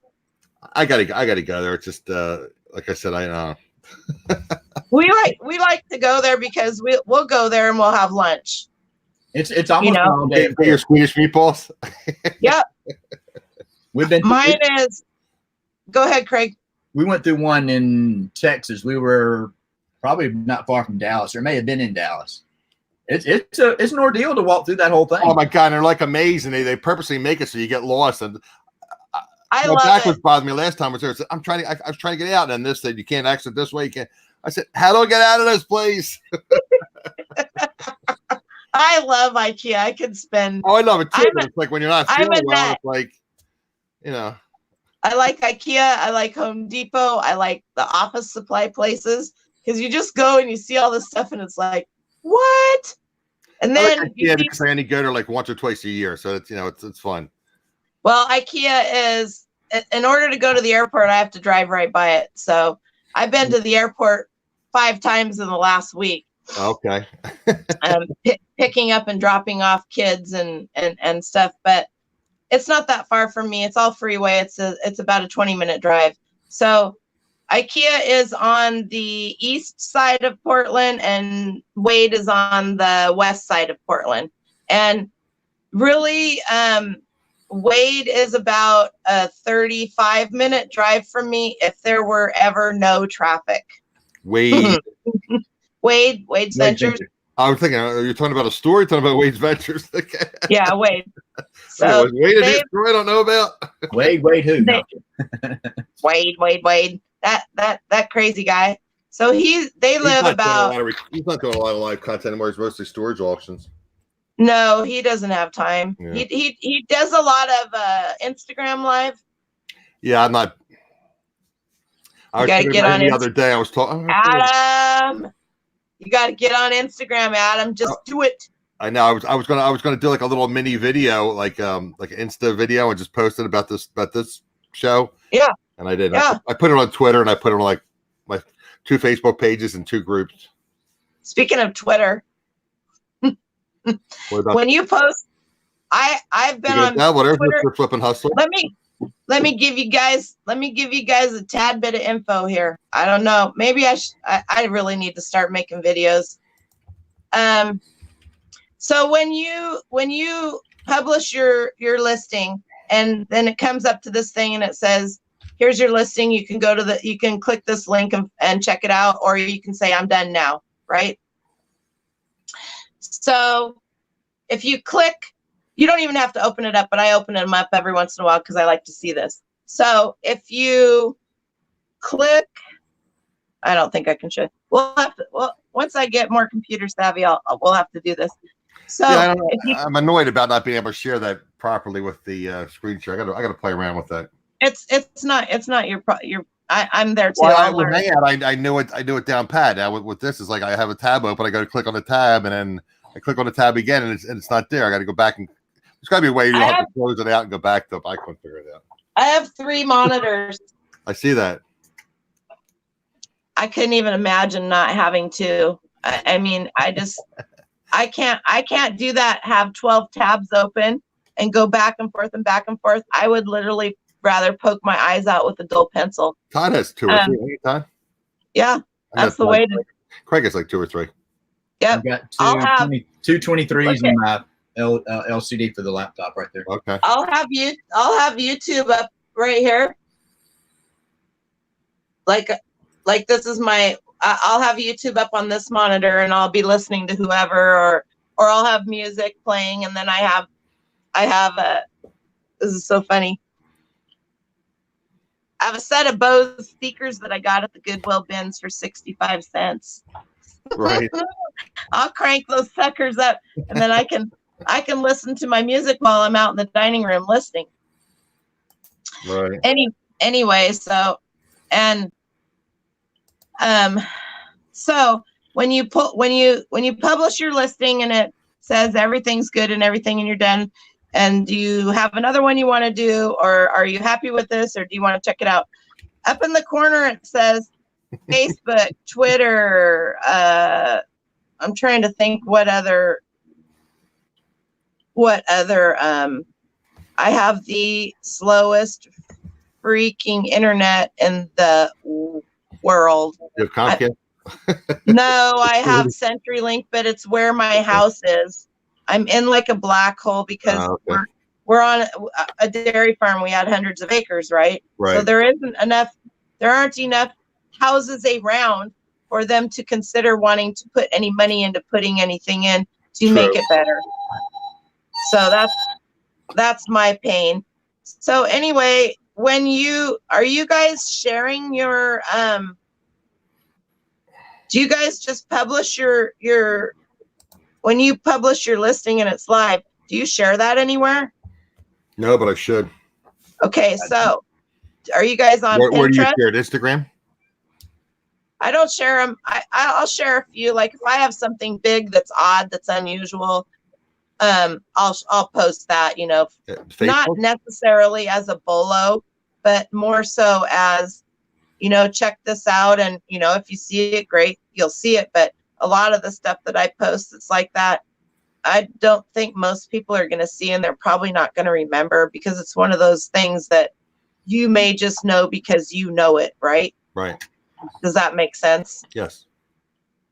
So when I was going through cancer in 2011, 2012, Pinterest was really starting and they were really big. And I got on Pinterest and I have like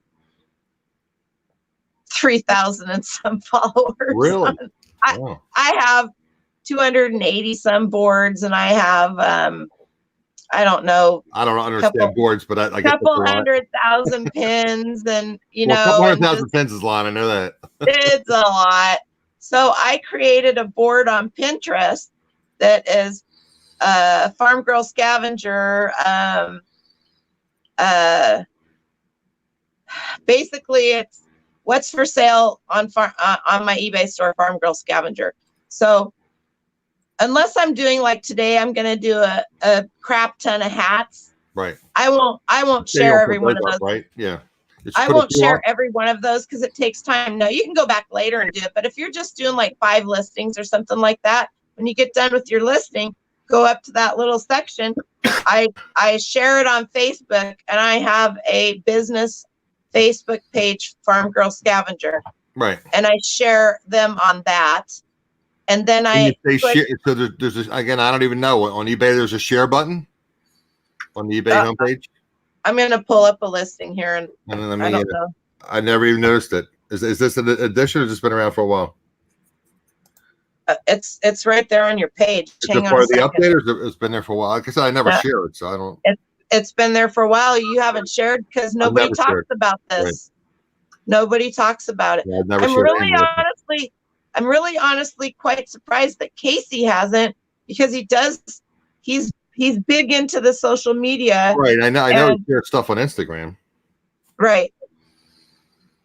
I share stuff on Instagram, but I'm not going to share every item. I mean, people are going to. Yeah, you're bombarding people, and they're going to unfollow you. Yeah. Nobody wants to see all that crap. No. They want to see something super interesting, or like exactly unusual. Yep. Like I did a post on the Trader Joe's bags the other night because I was like, "Yep, this is the thing." Right. You know, and I'm trying to pull this up, and I'm having a hard time concentrating. So if I lose my train of thought, you got to ground me. What about sharing listings on social media? Okay. Let's see how well. So here's a listing I have for, I don't know, a Christmas crafts book. Okay. And this is gonna let me go in and revise it or do whatever. See this up here? Yes. Facebook, Twitter, Pinterest. Yep.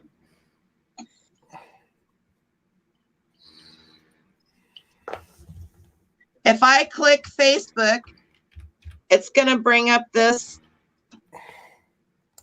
screen, which is going to painfully take forever. And then it'll let me choose where do I want to send it in a message to somebody? Do I want to post it on my Facebook page, which I very, very, very seldom post anything to do with reselling on my Facebook page. Even though everything I do on Facebook is public. I don't have any private. If I need to get a hold of somebody and do something private or whatnot, then you know, that's what messaging or a telephone calls for or whatever like that. Right. Everything I do on Facebook is public. My own profile and so I have a Facebook business page. Let's see, what's it called? How do they call it? Oh my God, my computer is so slow this morning. That's one of the things I'm really happy about. When you have your new place, you have better internet. Okay, look. Provider. Can you see this? Yes. Share news feed or story. So if you click this, oh my God. It gives you all these options. You can share it in a group, so I could share it on any of the groups. You can share it in an event. I go right down here, share on a page you manage. That's my Farm Girl Scavenger. Your business page, right? Right.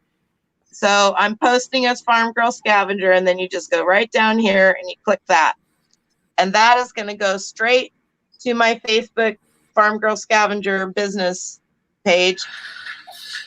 And when that's done, let's get off the air with you guys. I'm going to just try that. I might just post it to my business page and probably just end up deleting it because it's nothing. Okay. They're all like, you know, inexpensive things, but just to practice. Okay, something I guess I should have shown you. See how it has 23 page views? Yes. Okay. Now I'm going to go over here to Pinterest because I have a Pinterest. Right. On Pinterest, you can. You said you have 3,000 followers. So.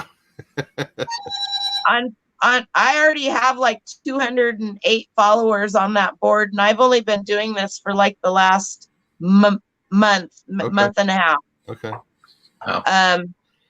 And so just on that board on Pinterest, I already have like 210, 208 some followers, something like that.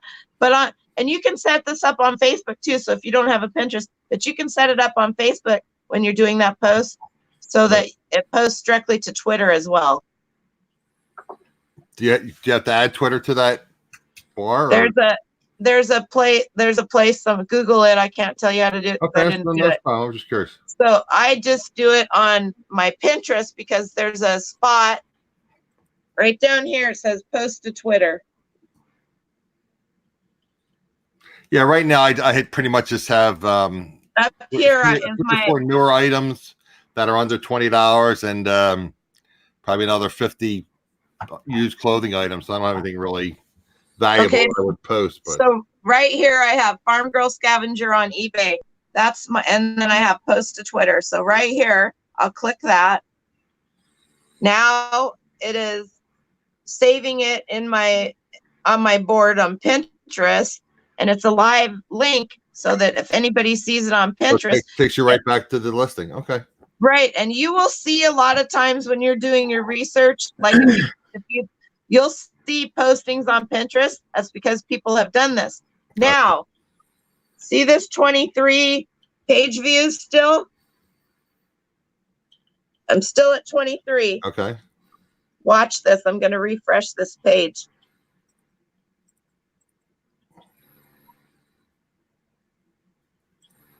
$33.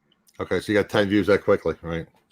Some stuff, like, so if you normally when you publish a post, you'll immediately have like 1 or 2 views. That's just eBay's algorithm. Whatever they do, they give you that. Right. Sometimes you'll have none. Sometimes you can go a couple of days with no views. True. Every time you do this, you have guaranteed views when you post your Pinterest. Every time you do this on a new listing, you're going to have at least 10, sometimes 18, sometimes 20 immediately. Okay. So, like you should do a video on setting up that Pinterest board for that. You can like I have 4G LTE reception on my phone here because we have a cell tower on our property. Right. So you could literally do all of your, like I said, if you're only doing 4 or 5 listings, go ahead and do it right then and there. You have it open. You don't have to go back in. You don't have to do anything. You're there. You're set up. You're whatever. True. So go ahead and do it right then and there. And then if you guys have fast service like I don't, then it's not. Then it's going to take you 3 more clicks. Right. And I'll tell you what, that has made a world of difference to us. That's a great tip, Noelle. That's I wasn't familiar with that. I mean, I saw those. I had no idea why they were there. And then if you have something that's like really super awesome, just go to Twitter yourself and put some hashtags and shit in there, and you would be amazed. Because we're social media people, and everybody's got to be like the Joneses, and they want this and they want that. Twitter, I'll tell you what. That shit flies on Twitter like you would not believe. Yes, words. Oh, that stuff flies on Twitter I mean, not that it doesn't on Instagram and Facebook and stuff like that, but there just seems to be, and especially right now with all the politics and stuff, there are so many people on Twitter. Right. And so a lot more people on YouTube also. Well, exactly. But but just putting that out there, you've done it once. It took you 10, 15 seconds. If you're just doing it like I'm doing it, it's absolutely nothing because I'm not adding any hashtags or anything like that into it. And I'm not having to create a post. I'm not doing anything. I'm just clicking 2 buttons. And so, there's a lot of advertising that eBay does for us and allows us to do for ourselves that a lot of people don't know because we just don't know. And so, Casey and Wade and the auction professor and Dominic and Katie and Vicky and all of the, they're awesome. They are awesome people and they have awesome content, but they maybe don't hit always these little tiny little things that you just don't know about unless you hear about it from somebody else or you happened upon it yourself or whatever. So Cindy says that Beth did a video about this. I'm assuming she's talking about sharing on social media. So well, I've seen a lot of sharing on social media, but no, I've never seen any videos, but Beth could have very well done a video. I just missed it. Suzanne A. Wells does a lot. I used to watch Suzanne and for some reason I stopped watching her. She is she's very knowledgeable. She's very knowledgeable. Yeah. I started watching The Scavenger Life and Suzanne A. Wells and Pete Craigslist Center. Right. And then Chad Golden Finger Picker. And then that's how I kind of got with Chad. Then I got introduced to like Lonnie and that whole crew. Well, Lonnie, I love Lonnie, but he's an ornery. Oh, he's ornery. He's stubborn. Doing very, very well with YouTube. I know that. I listen to him every day. I just do. I put him on when I'm playing. I love. He has a lot of good content. He's a lot of good. He's a good person all the way around. I anybody that says anything bad about him, I don't know. We're not perfect, and we don't get to see into everybody's house and whatnot. True. But a lot of content, a lot of good content. I don't have the time to watch it, but he has a lot of good content. I don't necessarily watch it. I just listen. That's true. Again, coming back to that with the watch hours. I mean, if you can't watch, if you're working, just like you said, just have it play and listen to it. Yeah, play it and listen to it. People talk about, they can't watch a video in the car. It's like, well, I have unlimited data now. I just turn my phone upside down so I can't see the video. Oh, I just turn the video. Yeah, I just turn the video on and instead of listening to radio, I listen to YouTube audio. Black out your screen. You don't have to have. I just turn it upside down. My phone. I put it in my console. I just turn it upside down. You can do that too. You can. I have a thing on my windshield that I put my phone on, so I just black my screen out. I just put it in my console and I just listen to the audio. Yeah. I guess eventually, when I get my new used car, maybe it'll have Bluetooth. I can listen to the Bluetooth. There you go. That's the way to do it. Yeah. So there's all kinds of little and Casey does a lot of training, a lot of help. The amount of time I know all of the bigger guys and some of the smaller people are making money on YouTube. Now, some of them are making a ton, some of them aren't. And some of them have paid courses and some of them don't. Right. And, and that's, I don't have any bad feelings towards anybody that has a paid course, because if somebody wants to buy their course to help them out, that's their choice, To me, it's a function of the expense. Exactly. I feel Casey's are more than reasonable. And if you want to shorten your learning curve, I mean, you can, like you said, you can spend time on YouTube, you can spend time on Google, but if you want to shorten and get up to speed quickly, exactly, it'd be worth that $8, $10, $20. Chris, I'm not spending thousands of dollars, but I mean, I was spending $10 on something. Yeah, Chris with Daily Refinement, he's got one, and his is very inexpensive, and so it's just finding, I guess, I don't know, somebody you mesh with or whatever. Like I said to you earlier, I mean, you click with some people you know. It's just like I said, there's plenty of YouTube channels out there. Exactly, and it has nothing. So maybe you don't click with Chris, but you click with Casey, or you click with Katie and Vicky, or Suzanne Wells, or Scavenger. Remember, there's just so many people out there. Luckily for me, and don't ask me why, but I seem to get along with everybody, and I'm grateful for that. There you go. I have so much respect for everybody in this community, from a brand new reseller to somebody who's been doing it since the dawn of time, because I don't care how long you've been reselling with, somebody can teach you something new if your mind is open to it. And the one thing about all of us in this reseller community is we are all open to learning, or we wouldn't be doing what we're doing. You know, and I say that all the time. I enjoy learning, and one of my sayings is, it's a good day if I learn something new that day, and if I learn two things new, it's even a better day. I'm always absolutely open to learning. I mean, and again, if you can apply it, great. If you can't apply it, but just be open to listening to other people's views and ideas. Exactly. Like this thing, which I mean, I saw that. You refreshed my memory. I saw those social media tags on the top of YouTube. I had no idea why they were there. I've seen them for years. Yeah, Never I had paid no idea why they were there. Never thought about it. About them. Oh yeah. Anyway, now, so Deb Ladita's mama boss, she said she shares on Pinterest her last name. Oh, what, the hat? Oh, was that her old name or what? Who are you talking about? Deb Ladita's mama boss, Pam Mama Boss. Oh yeah. Yeah. She shares on Pinterest. Yeah. A lot of people do.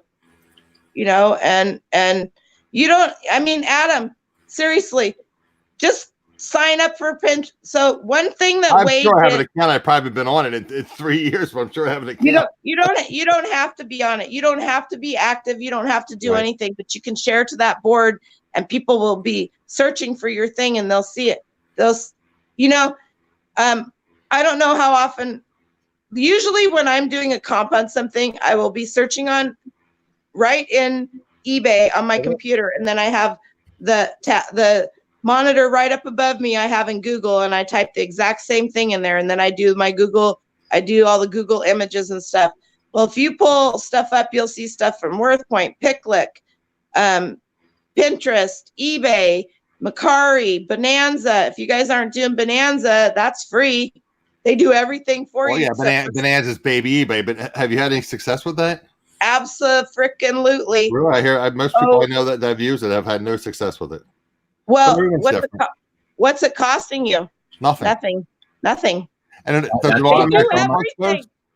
they do everything for you. Right? You just have to sign up for it. Yep. They is it just like you just click on one button, or how does that work? No, it's a little more they'll walk you right through it. It's super easy. They'll walk you right through it. Don't you can buy a store like you can on eBay, but there's no need to. They list your stuff. How many free listings can you get? I think it's like 20,000 or something. It's 20,000 free. It's whatever you have in your store, they import it literally. Okay, gotcha. Unless it's something that they don't want on their site, then you'll get a little. This is not. What did I put? I sold 2 massagers. They weren't. One was a back with a long arm for your back, and what it's worth. Yeah, they didn't allow those for whatever, and I was like, I'm fine with that. But they just send you a little note that says this isn't on okay on our platform, and that's fine. They considered it should have been another category. Apparently, I don't know. I mean, you can. This is one that you could just walk into Fred Meyer's or Walgreens. Right. You guys have Kroger back there, don't you? We don't, but Craig, you have them up your way, right? No, I don't think so. I haven't seen one. I know there used to be. Well, Kroger is the company that owns what we call out here in the Pacific Northwest Fred Meyer's. Okay. So it's kind of like it's basically a higher end Walmart. Okay. So that's I'm sure you have something similar to that there. I had a comp app and I can't find it on my phone. It was for iOS only, and I thought it was called What It's Worth, but Siri couldn't find it. Yeah, that's supposed to be a good app. Well, What It's Worth, right? It's something like that, yeah. Siri couldn't find it. Or What It's Worth. I don't know who was more confused, Alexa or Siri. Is it What It's Worth, or are you talking about what's that? What? Oh. It's a comp app, but it's only on iOS. Yeah, it's a good one. I've seen it. I haven't used it, though. Yeah. So, they have all of these. So if you're just looking on eBay for your comps, you're missing out on the rest of the world. Yeah. Kind of like using WorthPoint as well. Yeah, WorthPoint. Kind of like if you're not. I guess you have to have a basic and above, right? WorthPoint, you can get like if it's on there, it'll bring it up and show you. But if you don't have a subscription, you can't get in and see the details. Like what was it listed for? When did it sell? How long has it been? They're just going to to available on a starter store, I think, but on basic and above, it's free with your subscription. not Worth Point. That's Terapeak. Oh, Terapeak. I'm sorry. The nice thing about Worth Point, if you have a subscription and you find something on there that was on eBay years ago and you want to sell similar, they have a button right on Worth Point that you can hit and it'll so set your listing. You can get some information without a subscription, but it's just you can. You'll get the listing will bring up, but it won't show you the price. It won't show you when, but it'll give you information, which is, on Worth Point, which is better than not having that information, especially like I was looking for a book. I spent way too much time doing research on this book that I spent 10 cents on because I have it listed for like $80. Nobody has it. It's for a company that was in the UK. And there's actually a website in the UK that's on that has started doing research, or they're basically like a genealogy for older companies and stuff like that. Okay. Does that make sense? Yeah. It's really cool. This book is super cool. It's called a cookery book, but it's not just a cookery book. It has every appliance that this company was making and selling. There are advertisements in this cookery book for each one of these appliances. And it's not,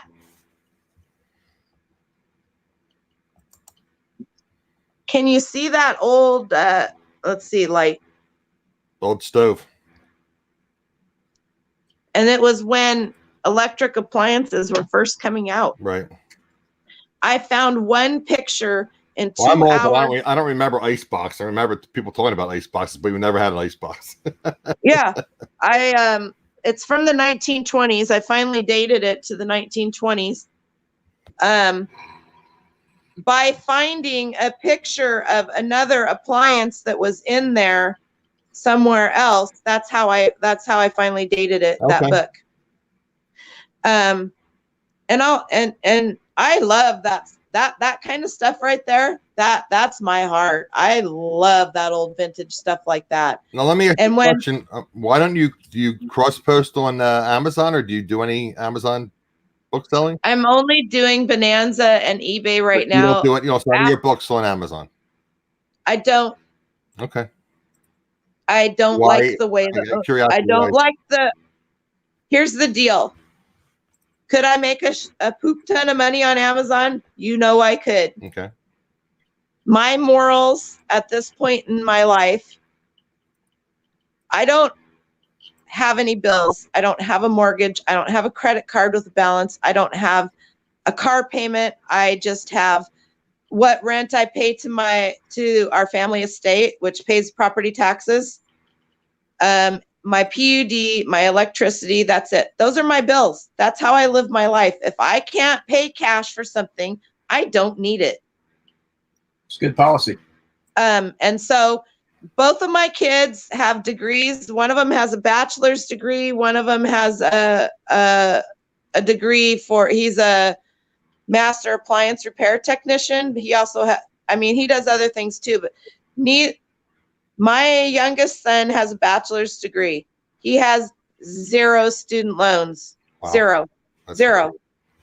He has $10,000 cash in the bank. He's 28 years old. Good for him. How many people do you know that are our age that are at that have that? I don't have that. He's driving a 2003 Kia little Kia car. He's happy with it. He's happy that way. I drove a Kia before Kia was cool. Yeah. He bought. My parents had a Volvo before Volvos were cool. I love Volvos. My mom's best friend has always had Volvos. Volvos. Back in the 60s. So everything I have is paid off. I very, very rarely buy anything brand new.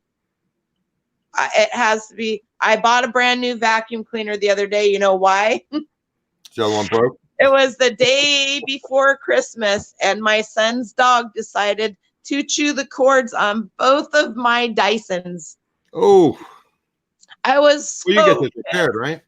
He's 8 years old. He did that once before when he was a puppy. Don't know what was going on with him, why he decided to do that.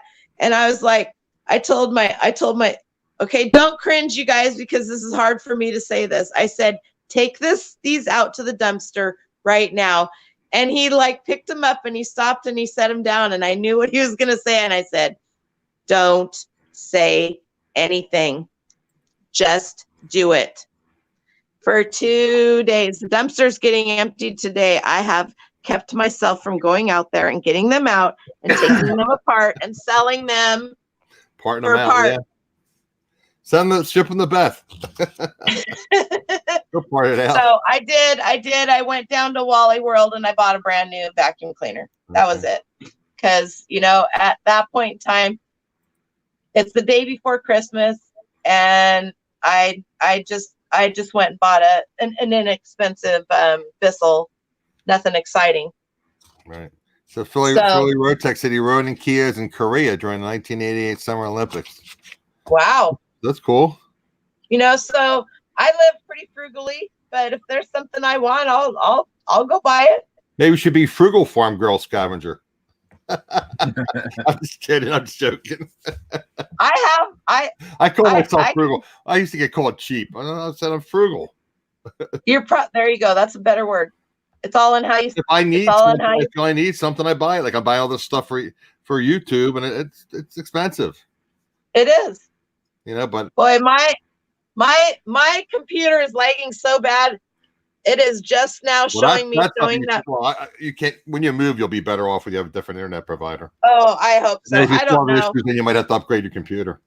I found a place I want to buy. It's 5.79 acres, and it has a huge shop on it. Can we say eBay shop? Because that's what that's going to be. We're not going to call it a sheep yet. We're going to an eBay shop. I'm so excited. I can just like hardly contain myself. And so I'll be paying cash for that. How many people can say that? You get part of the proceeds when they sell your property? Yeah, it's all in trust and in an estate that my dad set up. And so I have 4 siblings. There's 5 of us and my mom. So wow. Okay. And your mom? It's all divided by 6, and there's 43 acres here, and we're right off I-5. They'll probably develop that into housing.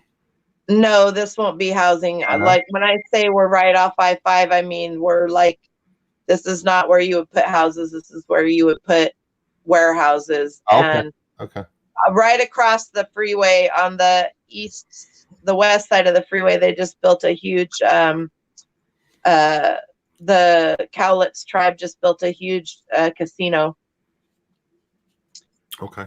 So my mom is keeping the piece that she has, which is 10 acres, and it's separated by 2 streams. So it's about a pie shaped piece. And she has a house that she built down there in 2005. And so she's keeping that. The other 33 acres are selling, and then we'll all get 1/6 of that, which is a considerable amount of money. So I am going to buy the place that I want, and then the rest of it will be invested, whether it's invested in gold and silver and real estate, but maybe some bonds, but not the stock market, and not Roth IRAs, and not savings that pays 0.5% interest. Anybody, even putting it in the bank at a 2% interest. I mean, just figure out what 2% interest would be on $100,000. Let's say. Right. That's money that, you know, I mean, you're not going to get a 2% interest on $500 worth of gold sitting in your safe or your closet, whatever you want to, you know.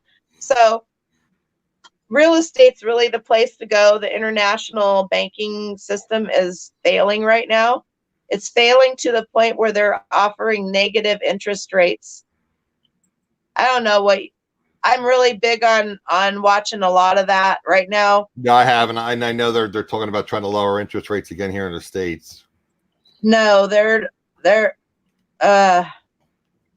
it's too much to get into. Yeah, we don't discuss it on this channel.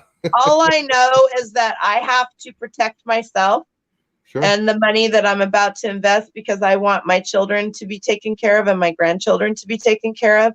And all I need is a place. And I'm going to buy a new truck, not brand new, a new used truck. Right, I'm buying a new used SUV, yeah. I'm going to buy a few things, but I can guarantee you 95% of them will be used. Sure. Because, you know, and then you look at things too. Is it nice to buy a brand new truck or car or whatever and get in and it smells good? Sure. And then drive home and walk out into the mud. Depreciates by 20% as soon as you put in your driveway. Oh yeah, exactly. So let somebody else pay that, and I'll dig them out of their hole that they got themselves in, because now they can't afford their payment and they're about to have it repossessed. I'd rather do that. I'd rather do that. So, but you know, I mean, if I was still doing landscaping, you're not going to go buy a brand new truck. Oh, no. And use that for landscaping. These guys do it all the time, and I'm just like, are you kidding me? I mean, really? Can't see it. This Yvonne. Yeah. Yvonne, I have to have you on my channel one day. Is Yvonne in here? I'll have you on. She's in the chat. Oh, I see her Yvonne, right there. You're rich. I'm like, my computer is like, my computer chat that I'm looking at is like 4 minutes behind. She's going to rock 2020 even harder. Watch out, Yvonne. I'm coming for you. She's a sweetheart. I met her at eBay Open in person. I love Yvonne. Oh my goodness. I love Yvonne. I love you, Yvonne. Anyway, she's a hoot. Do you ever watch her? Yeah. It's even more fun when I'm on there and I'm giving her a little bit of a hard time. I don't get to be on many people's live shows because I just don't hit. I just, you know, I get up in the morning, I make coffee, I have a cup of coffee, I watch 15 minutes of news, and then if I still have a couple of sips of coffee in my cup, I will look to see if anybody's on live or if there's something else, and I'll pop in. Other than that, unless I see somebody go, I am subscribed with all the bells and whistles on to everybody's channels, but I have the notification on my email shut off because I can't stand to hear.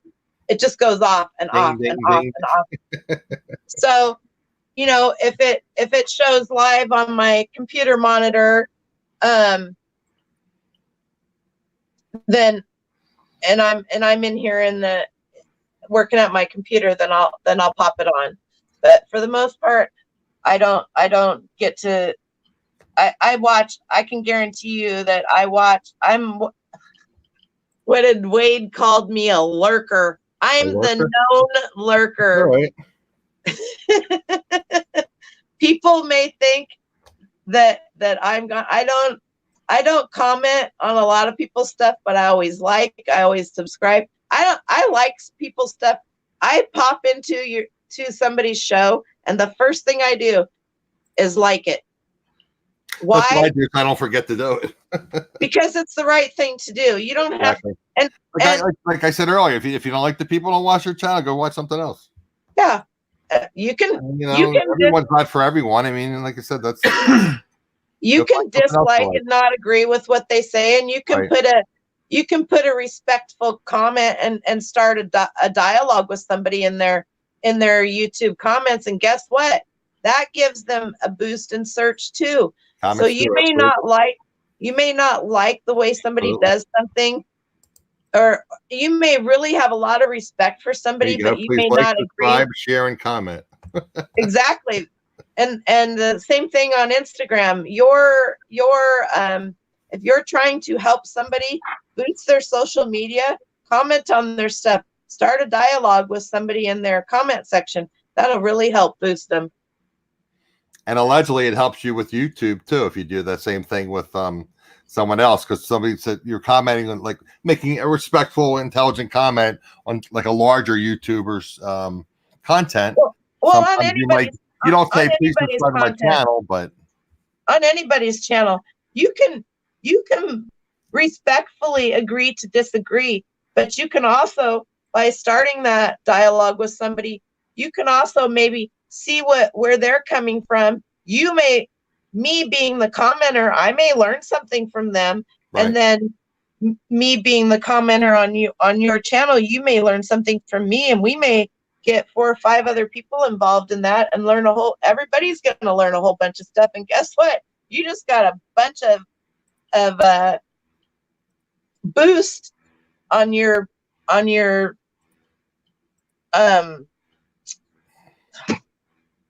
YouTube video. I can't talk because of that dialogue. So I try to comment if I think about it, but lots of times I always hit the like button, and I'm subscribed with the bells and whistles on everybody's channels that I listen to.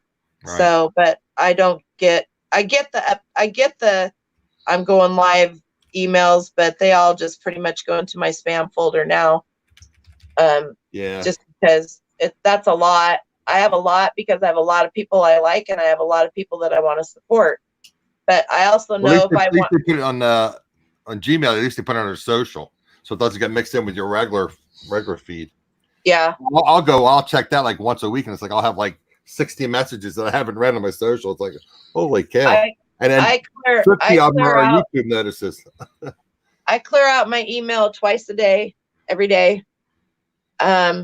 It's just something as part of what I do, because if I miss a day, I am so overwhelmed, and I hate that feeling of being overwhelmed. So it takes me about, I don't know, 15 minutes. I do it usually in the morning, and then I'll do it in the afternoon. That's one thing with Bonanza. You don't get a cha-ching or anything like that. You'll get an email. Physically check it. Yeah. You don't get an email either? I don't physically check it. If you all of a sudden get an unsold in your unsold folder on eBay that you didn't put there, you sold something on Bonanza. That's a weird way. Okay. Craig, do you use Bonanza at all? Because I think I've got an account. I don't think I've ever done anything on there. But it's like she's saying, it's hands off. You import all your listings from eBay, if I remember right. They do. And if it sells over there, automatically takes it out of your eBay inventory. Right. That's nice. So it takes it automatically out. It goes right. Right. They delist it, and it goes right into your unsold. So maybe you have another item like that, and you only list one because some things you may have that you don't want to list, that you got 5 of them. You want to sell one, and then you want to list the next one, and then you want to sell it, and you want to. Do you know what I'm saying? It may be it may be a vintage collectible piece that somebody sees that you have 5. You're not going to get the same price because you have a quantity of 5 that you're going to get if you just have one. Right. And so then when that sells, then you just do sell similar. And I should probably just post Bonanza, like you said, because that's simple. And although I've heard most people have success, but so I urge everybody. I'm gonna have to go here in a minute. I urge everybody. I'll leave you on my computer, but I'm not. I'll probably be on everybody to the end of the half hour or whatever. I urge everybody to take a day. And I really mean take a day. About that business policy. That's a good tip. I got to work on that. Do your business policies. Do your templates. Now, a template is easy to do. Find something that you're wanting to sell. Go find a sold. Open that sold up, and then go to your listing templates. Create a new template and look how they did it, and just copy their. You can. You don't have to copy their stuff, but look how they did it, and what you like of their listing. Modify it to your liking, right? Mm-hmm. Put that in your template. You want to have everything filled in as much as you can. There are a lot of item specifics that you can fill in on your templates, and then you just have to go you know, you may have to change, like we'll go with the hats. I'm going to have to, I leave the brand open on the hats because, Right. you know, so I have a template set up for it could be snapback, it could be fitted, whatever. Yeah. Strap backs, snapbacks, mesh, Right. fitted, all that. I have one template for each one of those because a separate template for each one? Okay. You open one template up, save it as a draft, go back and make 30 copies or however many you have of that you're going to list. And you're done. You open, then you go take your pictures. You got all of those drafts set up. You go take your pictures and then sit your butt down at the computer if that's what you do. I only do from the computer because, oh, I shouldn't say that. I will start a lot of my listings on the phone. That's what I do, and then I finish on the computer. I don't know how people do it. I do all of my pictures on the computer, and you know why? You can't access your business policies from your phone. Right. So if you list from your phone and you set up your shipping and stuff, you have just created another shipping policy within your business policies, and you could at some point in time have thousands of business policies in your shipping policies, because each one that you set up on your phone when you listed it mobily becomes a policy. Yeah. And when you go on vacation and you want to change your handling time, here's the difference. If you don't have business policies, then you can go in and you can bulk edit your shipping time through the bulk editor. If you have business policies for shipping, you have to go, and it's not that big of a deal. I'm not trying to scare you guys, because let me just tell you something. The 20 minutes it may take you to do this is you have to go in and open up each shipping policy. So if you have 10 shipping policies, then you have to go into each shipping policy and change the handling time on each one of those. And there are zip zero. Let me just tell you, zip zero YouTube videos on how to do that. There is nothing on eBay's forums on how to do that either. And I need to do a video on that. Chaz from Side Hustle Pro there's many people that have done videos on how to bulk edit your handling time for going on vacation. And so if you think you're going to put your store on vacation and you put it on vacation and you don't change your handling time, you just almost got your store shut down. I don't even use vacation anymore. I've heard that it's hard to come off of vacation. Your handling time. Yeah. Just change your handling. My handling time out as long as I'm gone, and then as I'm get closer to when updated. Exactly. Yep. First time they had their store on vacation mode, and their sales suffered even after they came off of vacation mode. It took a couple of days to get when I went to, I've been lucky. So up until this last trip I took to the Burn Conference in October in Anaheim with Vicki and Katie, I didn't have to do anything. My son was home. He did all my shipping, so I didn't have to worry about doing any of that. So that's why I was like, it took me 2 hours to figure out how to do it. I was almost in tears because I was just like, I'm going to be gone for a week. And oh my God, there's nobody here. I couldn't train my younger son how to go in and do my shipping, nor did he want to learn, And so that's a big thing. And I think that may be one thing that scares a lot of people from having business shipping policies and stuff like that. Because, you should definitely do a video on that. That would be very helpful. That I do. I need a lot of views. I need to make it. I don't understand why people don't use business policies. Neither do I, Craig, but there's a lot of people that don't. And I'll tell you why I think it is. Just my little 10 cents or $100. I've kind of stole your show, Adam. I'm sorry. I don't think people really know what they are. I don't think they understand how much time saving they are. And with shipping policies, shipping is the hardest thing to learn and get right on eBay. Yeah. And so if you don't understand shipping, you are not going to be able to set up good shipping policies. I think I've got maybe 5 shipping policies. Definitely less than 5 to 7 if I had to guess. You have 7 shipping policies? Wow. But I've got a $4.99 first class that covers from 1 ounce to 16 ounces. Yep, and that covers as far away from. I'm a break even kind of person on shipping. Overall, break even across a month. Exactly, you and me too. And that $4.99 covers from what zone 1 to zone 9. Right. I mean, worst case, I'm spending $5.25, a little over $5, but but I'm also going to ship something that weighs 1 ounce to my neighbor down the street, and I'm going to make $3 on that. Exactly. I'm like, it's just a wash in my mind. Yeah. I may make a few dollars here and there, but that's it. And a lot of people think, and I was under this assumption for a long time, that ground, like USPS ground, is cheaper than first class and priority, and it's not. And a lot of people think the only priority is only flat rate, and it's not. There are priority boxes from free, as we all know, right, that their weight and zone. Yeah. Their weight and zone, and they're just like getting the brown box out of the garbage can. Yeah. Now you can't ship media mail in those because they say priority, but you can ship anything else in them. And those ones that don't say flat rate or aren't a B, and C box, you can Frankenbox them. Yeah.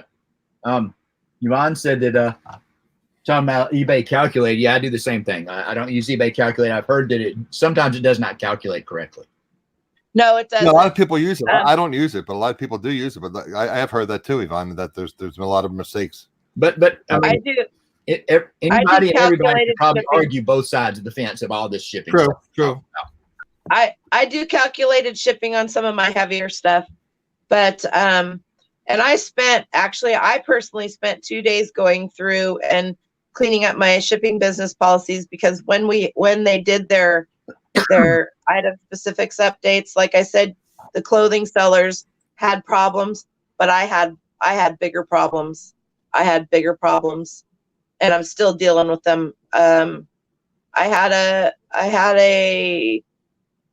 It's a collection of 101 McDonald's toys from the 101 Dalmatians, and it was actually the collection that the owner of the McDonald's was given. Oh, really? And it's in a box, and it has that must be highly collectible. Yeah, it had. I went into. I was going to change the pictures around a little bit the other day because I didn't like the way the listing looked, and there was no shipping on it.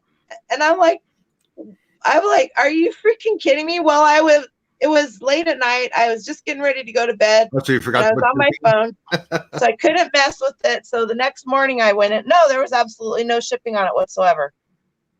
That's what happened. That's the kind of stuff that happened to me, a hard good and vintage and collectible seller.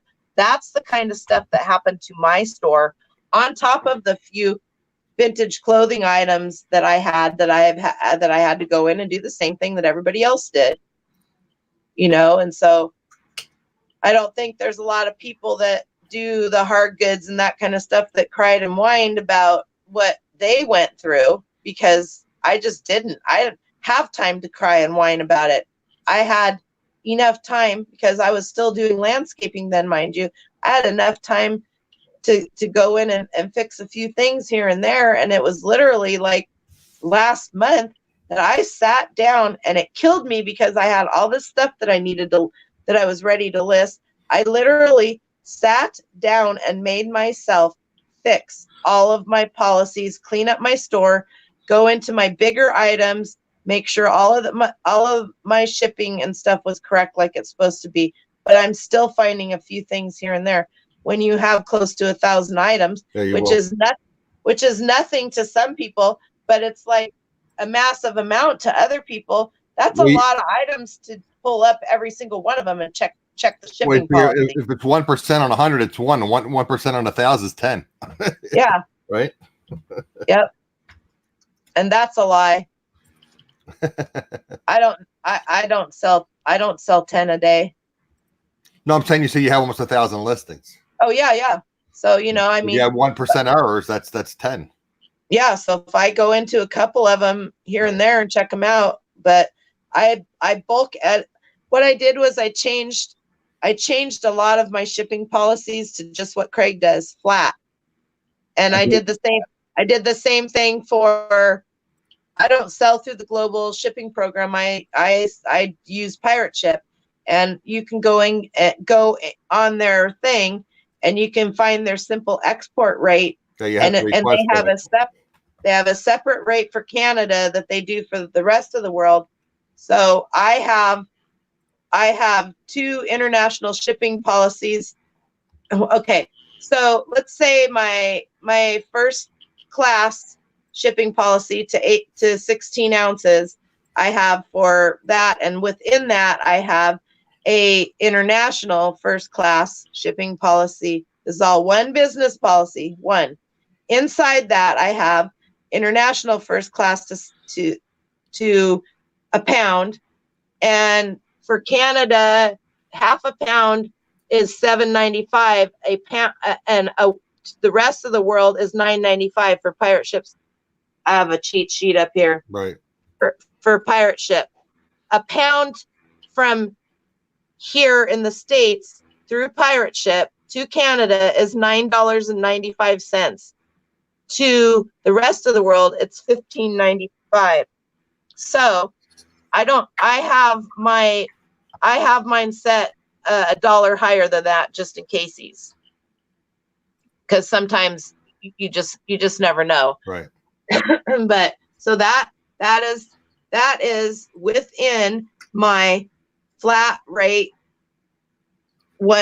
first class, and then I have the flat rate priority, which is the exact same thing, and I have it set up for the priority. I have set up to 2 pounds and over, and that actually I do calculated on that. No, and some things that I know for a fact are gonna will fit in a padded flat rate or a regular flat rate. I have a policy for that, and I can just click. I just click on that. It's one click, and it's set there, and it's done. I don't have to mess with anything. It's done. So each one of those policies, because okay, let's say I sell Schmidt's natural deodorant, and I can fit 6 of those. I can fit 6 sticks of natural deodorant in a bubble. I have bubble envelopes. I can fit 6 of those in a bubble envelope, and then I can fit 2 of those. I can fit 12 total. So 2 of those bubble envelopes I can fit in a regular flat rate envelope. So I sell them because I get them for really inexpensive, because Schmidt's is made here in Portland, and I can get their seconds, which basically maybe the label's put on crooked, something like that. You know, there's nothing wrong with the product. It just didn't pass their quality inspector. And so I get those for really inexpensive, and they sell for $8, $9, $10 a stick of deodorant. I'm selling them for $26.90, $26.19 for 6 of them. That is really inexpensive, and I sell out. I'm sold out because people are like, they know they're going to need it. Well, I could go to the store and buy 2 for $20, or I could buy 2 for $20 from somebody else, or I can buy 6 from her, or somebody like yourself, Adam, could source from me, buy 6, and then you can mark them up and sell them singly. So I'm still making a profit. Somebody else can buy them from me and still make a profit, or somebody can buy them that's going to use them for themselves and get a good deal. So yeah, it's amazing when you can find, like you were saying, with the IKEA bags and things like that. I mean, it's just, people sell Trader Joe's spices and things. It's just, oh yeah, I think I overthink a lot of things, and that sometimes is detrimental to myself as well, because I want to get the best deal for myself and for everybody else. And I guess maybe that's where I don't fit in with everybody else, because most everybody else is just out there trying to get the best deal for themselves. True. But you're gonna attract more bees with honey. Isn't that what they say? Right. So, I don't know. There's the farm girl in me. What can I say? Yeah. Anyway, I'm going to let you go because you have got none of your stuff listed. You got none of your stuff listed. I'm a bad influence. I still got to do this inventory. I got like 5 things done before I started. I got like 1 since I started. You got up and got dressed. And showered, and yep. There you go. Computer up, and yep. Don't sell yourself short. I know. Thank you. Thanks a lot, Adam. And I'll still have the chat on and everything here on the computer. I gotta get some stuff listed. Get some stuff done. There you go. Hey, everybody have a happy New Year. Bye. Is Yvonne still there? I don't know. I believe so. I love y'all. And my motto: be kind. Just be kind, people. It'll come back to you in the end.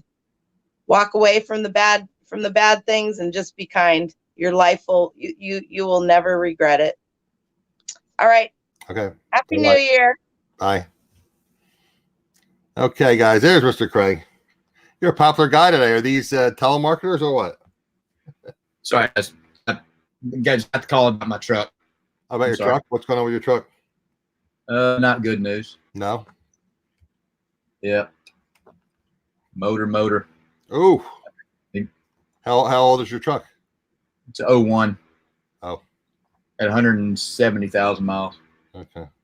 Mine's an 05 at 162 or something. But all the wear parts are falling apart. All the seats broke. I mean, everything's.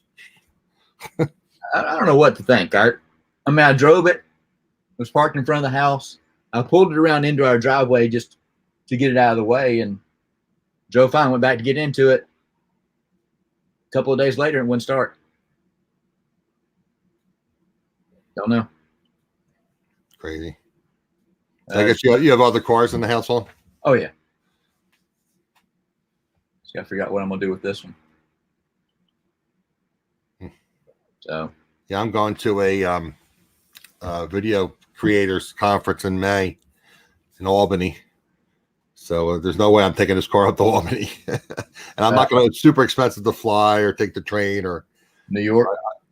I'm going to have to do something with my car before, probably after the winter. I'll probably do something like in March. That's cool. Thanks, Yvonne. Thanks for stopping by. Again, I would love to have you on my show sometime. Appreciate you popping in. Guys, if you're not subscribed to Yvonne Thrifty Rich, I will click on her thing here and I'll put it in the chat. Actually, I can't. Why can't I? You're not a mod on your own channel. No, okay. No, but you know why? Because I tried doing it in StreamYard. I'm a dummy. But I do have my chat popped out down the bottom. Oh God! Sometimes you can't even think straight. I keep telling these guys at StreamYard all the things to add, and they add some of them, but a lot of them they don't add.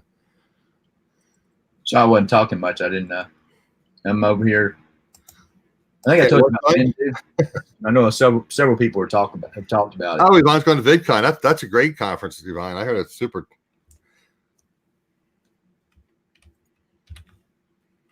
VidCon and the VidSummer are supposed to be excellent, but they're on the West Coast.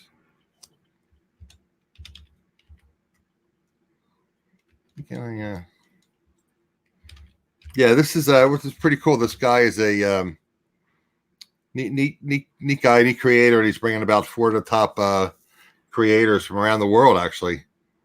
To are you posting, Michelle? Thanks. I have it almost done here.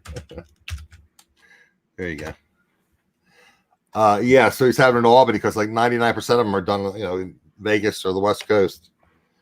So it's it was reasonable. I got a special. The only biggest expense is going to be the hotel stay, but it's a Holiday Inn Express where they're having it, so you get breakfast with that too. So that's cool.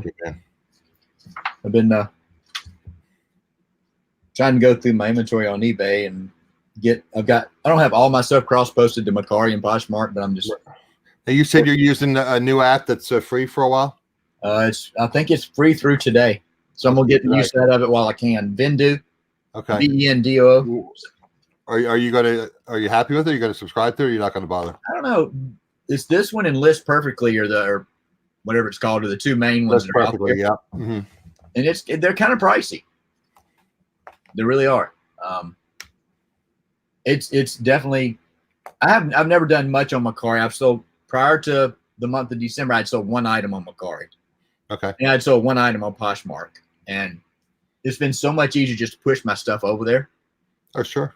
And get eBay's doing okay. eBay could be doing better. Well, I mean, is it worth pump the price up a little bit and just factoring in the cost of the service? It's just what's it work out to, about $1 a unit? I have to look at. I don't know if I sent it to somebody I was talking to. I don't know if it was you or somebody else. Let me look real quick. I know Casey promotes List Perfectly. Kenny and Vicky promote List Perfectly. Right. I think it's in line with List Perfectly. From what I understand, I think I saw a post the other day. List Perfectly is adding Facebook Marketplace. Okay. So you can push, which is good. I just got to go off screen for 1 second here, guys. And I'm not affiliated with Vendu. It was the easiest one to get going. Mm-hmm. For 600 items, it's $50 a month. Really, their rates come out to about 5 to 7 cents, depending on what level you're in at. The cheapest is 3 cents an item. The highest is 32 cents an item, based on your quantity. So, I've been pretty impressed with it. Okay. But, I think both of these companies are pretty new. Yeah, List Perfectly, I think, has been around since a few months before eBay opened. Yep. All of them within the year. Yeah. So, and I've kind of gotten used to the way this one works and all the intricacies. So, if I choose one, I'll probably choose this one. Okay. But, I didn't ever do anything with List Perfectly. I think you had to have an invite during the beta or something. Yeah, that was a little bit of a snafu. Was a problem with the beta, and then getting on the list, and you're on the list, you weren't added. I had people in my chat. Lisa C. I've heard miscellaneous things about vacation on eBay, not to use it. Hurt your store, just increase handling time. Any opinions? We were talking about that earlier. Craig, why don't you opine about that? Yeah, I've never used vacation mode. I have heard people talk about having a hard time coming off of vacation mode, not from turning it on or turning it off, but getting back into the search algorithm, getting back into the search results. That I've always just used the extended my handling time through business policies on all my items, and as the number of days I'm gone reduces, then I reduce my handling time to compensate for the days left. I have not confirmed the situation with the vacation mode, but I've heard people talk about it. Said it did happen to them. So that is my opinion and my opinion only. Now, again, I'm not a high volume producer. If I was high volume, I probably would do what Craig said. But my whole thing is people don't read. So when you go on vacation mode, it shows you're on vacation mode. And again, obviously you have to extend your handling time or you still can get dinged. So I do both. But again, if I was high volume, I'd probably do what Craig said and just extend my handling time. If somebody ordered something, or if somebody orders something anyway when I'm on vacation, I always email them or message them. And I think that's a great point, Adam. I think you do vacation mode. Right. Then you've got to put your extended handling time. Oh, because you'll get dinged if somebody buys something. You don't get the handling time, you get dinged. Yeah. I just choose to handle it with one.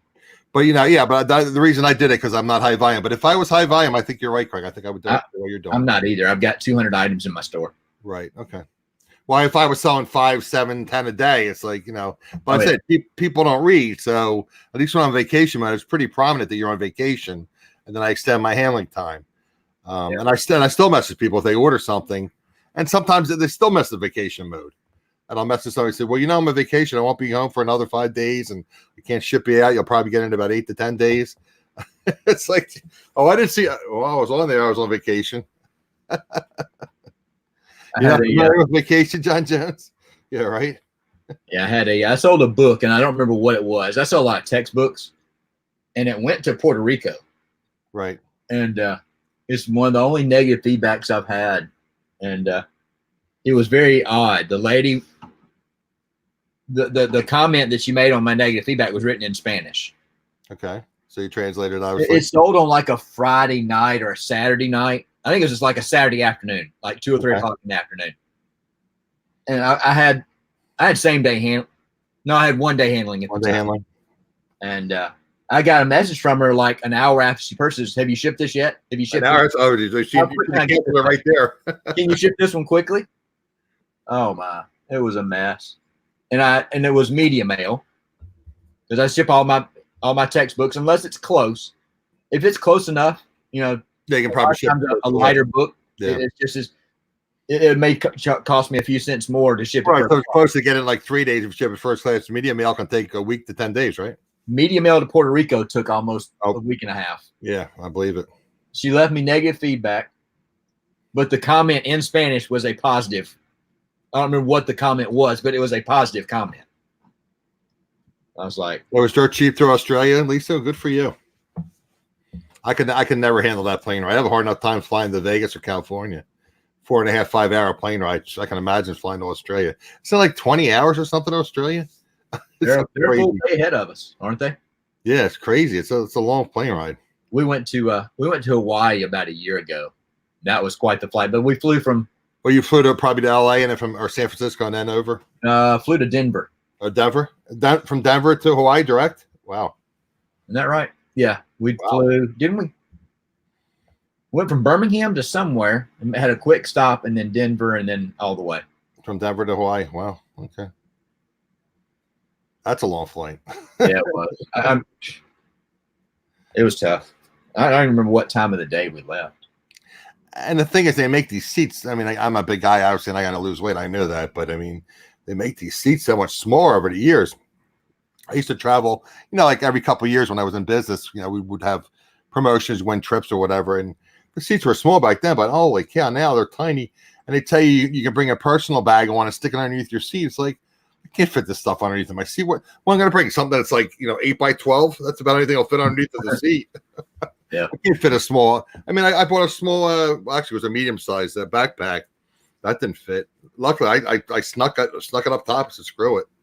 Because I had a carry on, and then they screwed me on that because I was allowed one carry on and one personal bag, and any checked luggage was a charge. So when I went and I flew American, so when I got to the gate and I bought the economy fare, and then when you buy the economy fare, you're the last boarding group.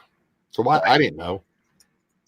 So I go up to the woman. I said, "Look," I said, "I have disabilities." I said, I'm ambulatory. I can get on the plane, everything." I said, "But I'm slow, and it's going to be slow for me to lift up my bag and put it away. And I want to screw up your boarding. Can you board me relatively early so I don't mess up your boarding?" She goes, "Yeah, well, we can board you like after the first group and the first class or whatever." I said, "Okay." She says, "But you're gonna have to check your bag." I said, "What do you mean I gotta check my bag?" I said, "You expect me to stand and wait all this time at the barrage carousel?" I said, "That's why I bought it, and I didn't check it. I bought it on board." "I'm sorry, sir, because you're in the last group. There's no room."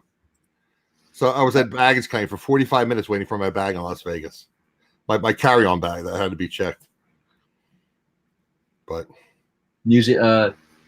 Tome of Taters, New Zealand is 17 hours ahead of us. Yeah. Never been that far over there. I've been to the Netherlands as far that way as I've been. I've been to the Netherlands? Yep. Been over there probably. I've never been to Europe. I always wanted to go. 22 years ago.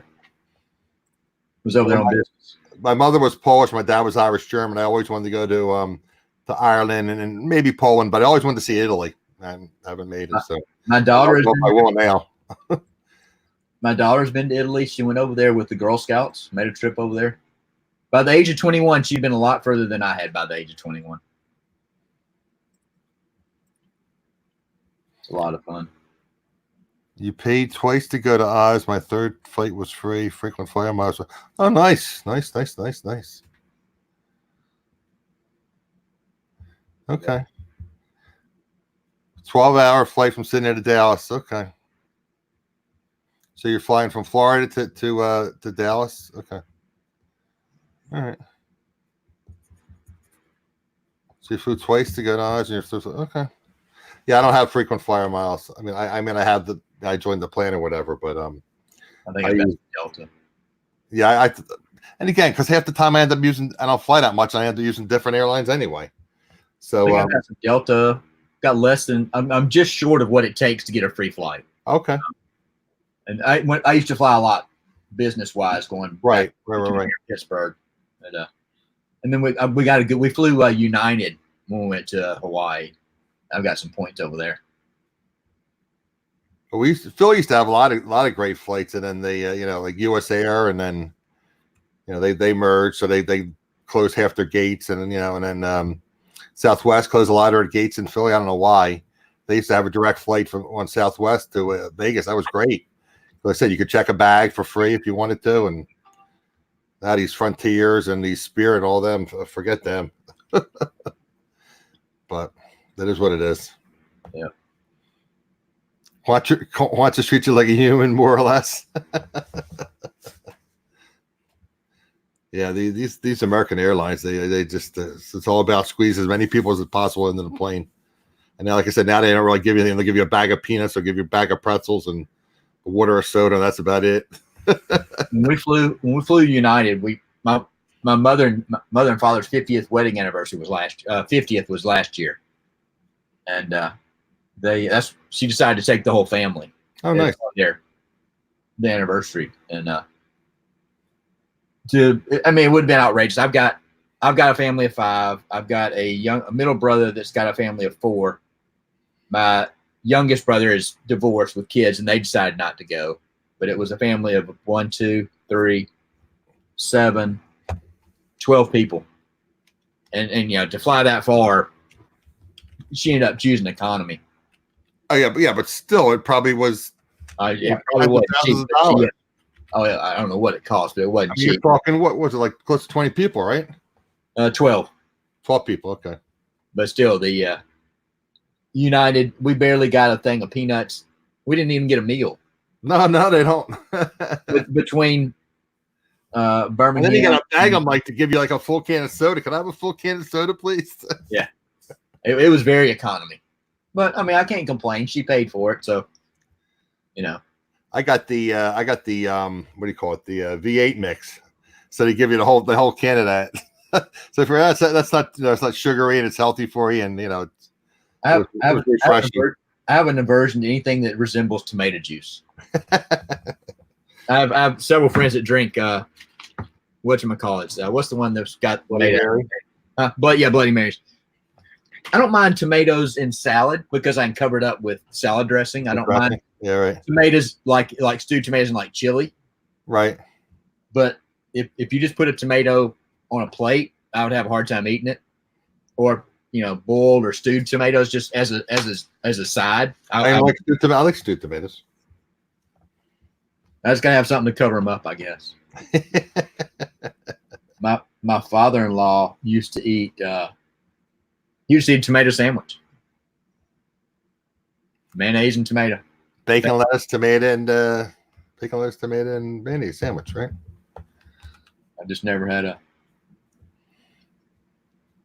acquired a taste for them by themselves. I've seen people eat them just like they'd eat an apple, just biting into them. Well, that was the thing. I mean, I live in Jersey, and people were known for Jersey tomatoes, so it got super pricey because which is nice. The farmers are selling them directly to the supermarkets, which good for them. They get more money from a supermarket than sell them privately. So now when they sell them on their farm stands, they're super expensive. I mean, even things like blueberries, like Hamilton is like the 3rd or 4th largest blueberry producer in the country. Well, New Jersey basically is like the 3rd largest, and the prices they're higher than the supermarkets because supermarkets buy them at a discounted price, and then they sell them basically at their cost, or a loss. If you go to these farm stands, it's super expensive. Huh. Jersey tomatoes and Jersey corn, right? Y'all do fried green tomatoes up there? No, that's more of a southern thing. That's what I thought. Yeah, they're not bad. I can eat those, but I have to have some the little pepper liquid stuff that comes in the bottle. I have to have some kind of flavor to really cover up the like a hot sauce or something. Yeah, I can't do hot sauce. I can't do much of anything right now. That's why I'm waiting to get this digestive enzyme, but that's another story. Oh, I like hot. I don't like so hot that you can't taste what you're eating. I like that mild, Right. where you can actually taste the flavor of whatever the sauce is, Right. We did Christmas at my mother-in-law's this weekend on Saturday, and historically my mother-in-law's always cooked a big meal for everybody. My wife's got 2 younger sisters that have families. It's a big get-together.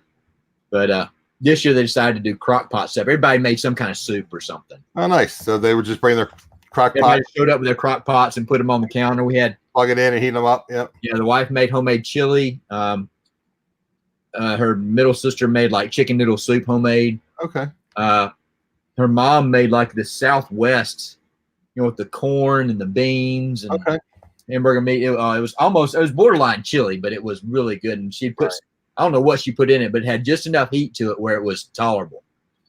It was really good. Lisa says she doesn't like the flight attendant. She has them serve her hot tea. Nice. Oh God. Sometimes you have to walk back to get it from the galley. Oh jeez. Sounds like a rough life. Yeah, I guess. Like I said, I can never do it. I mean, I was half interested in going to Australia, but like I said, I really would like to go to Europe. So maybe one day. I wouldn't mind going to Australia. I don't know if I can handle the flight. That would be a lot. I know there's no way I can handle it. Even back when I was healthier, I could never handle that flight. It's just too long. And I've flown a lot. I've flown from Birmingham direct to California a number of times. It's been a long time ago, but that'd lead up almost a day. Well, guys, we're at an hour. We're at 2 hours and 46 minutes. So I think I'm gonna wrap it up at 2 p.m. my time. So if you have any questions for myself or Craig, that way I can at least finish my inventory today. I've got like 5 things inventory so far. Gotten a good bit listed, or cross posted at least. That's good. I'm still working through. The freeway you can, right? Yeah, that's why I'm gonna try and get it all done today if I can. I printed out all my eBay listings just directly from active listings and was just working through that. That's what I did for my inventory, and I printed them out, the landscape mode. I'm just gonna, I check them off. That's what I do. I have heard some people talk. I really got to do this inventory more often. I don't have that many listings. It's got to do it. I got caught not knowing where something was one time. I'm like, I've got to check this stuff.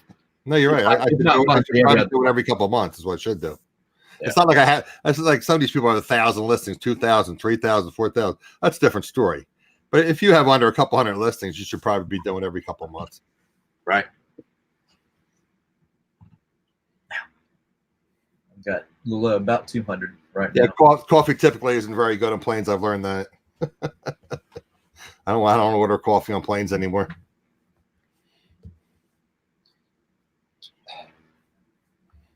Yeah, it's. My daughter got us one of the Keurig machines for the K-Cups for Christmas. Well, I've told that story several times on my channel. When I had to have my Achilles surgery, I live in a row house, and basically it's kind of like 3 stories. In the front, it's 2 stories. In the back, the garage is above ground. So I have to, if I want to go down to the basement, I have steps. If I want to go upstairs, I have steps. So I basically had to live on 1 floor because what I had to do was, and they didn't want me using crutches. They wanted me to use a walker. So I had a walker, and I have to put my hands on a walker and then use my one good foot and then lift up my bad foot and like angle it backwards and it kind of hop. I said, no, I know I'm going to fall. So anyway, so I set up in my eBay room, I set up like a little mini kitchen.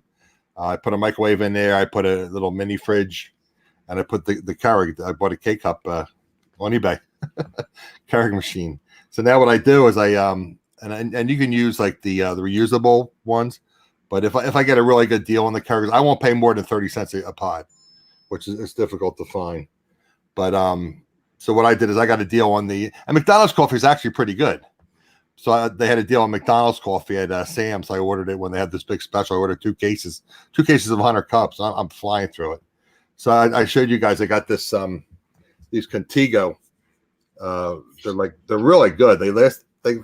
Hot for like 6 or 7 hours. They say like 9, but I made this like 3 hours ago, and it still was nearly as hot as it was when I made it. So what I do is, but it's too tall. It's a 24 ouncer.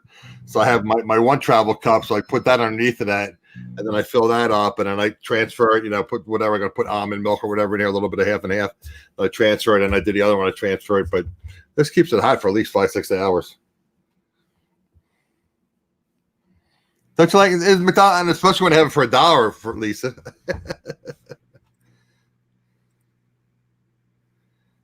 I got a quick message here.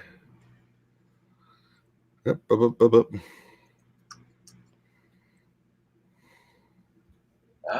Good thing I did this. You found a mistake? I found the duplicate item. Yeah. Well, that's the other thing. We'll run the eBay to duplicate item software.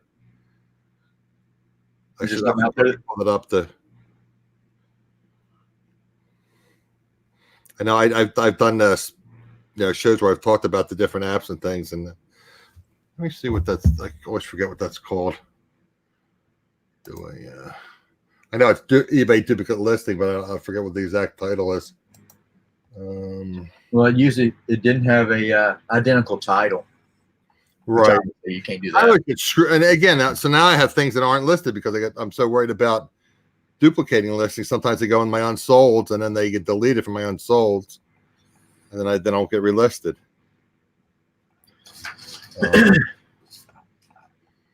I must have 300 links in my eBay file. Jesus Christ.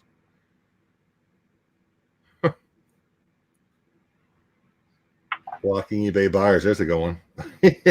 Shopgoodwill.com. eBay duplicate listing scanner. Okay. It's a weird it's like isdntech.com, but it's eBay duplicate listing scanner. Huh. And you just put basically your store name in, and then you select the eBay site, and you just click on it. You get items. But I might as well do it while I'm on this page. Get something accomplished today. Boom. Let me think.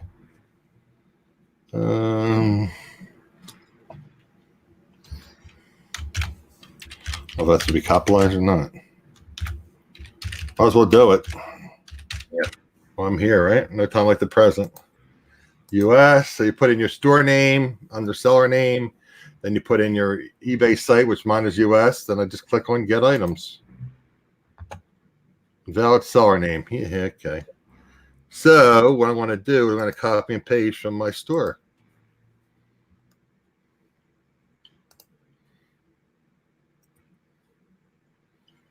Well, that's right, because it has the underlined scores, because you can't use the regular.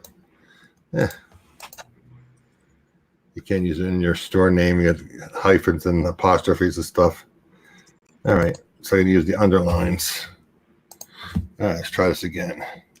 Yeah, guys. So again, I talked about doing your inventory periodically. This is something you should probably do. I would say every couple of weeks. I don't check for your duplicate listings. I mean, it's easy enough if you know what you're doing. Obviously, I don't. Corner. Underline score. All right, that looks right. Let's see. Looking for items. Okay, no duplicates were detected. All right. That's good. I'm going to put that in the What's up, Tiffany? How are you? I'm going to put that link in the chat. So guys, you can just, if you want to just use my link, and click off this link.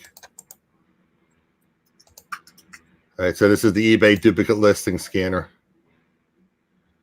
All right. What was there's Tiff. Hey Tiff.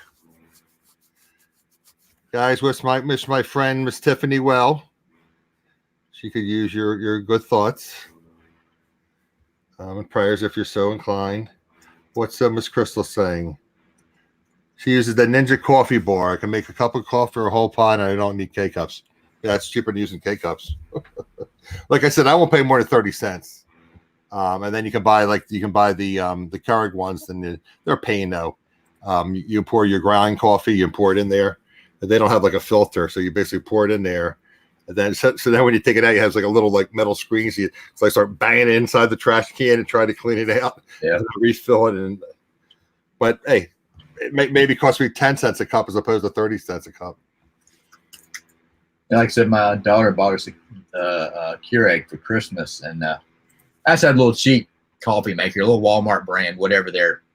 Oh, it's not the Keurig brand? Make coffee, and Oh, I had about half a thing. I buy the good size tub, not the huge, but the good size thing of Folgers. Okay. And she threw the coffee maker away. So I'm sitting here with half a thing of. I'm telling you, buy those the Keurig, the reusable ones. Oh, I'll have to look at that. Yeah, I think that's all right. They're like $7, $8. They're not cheap, but I mean they pay for themselves.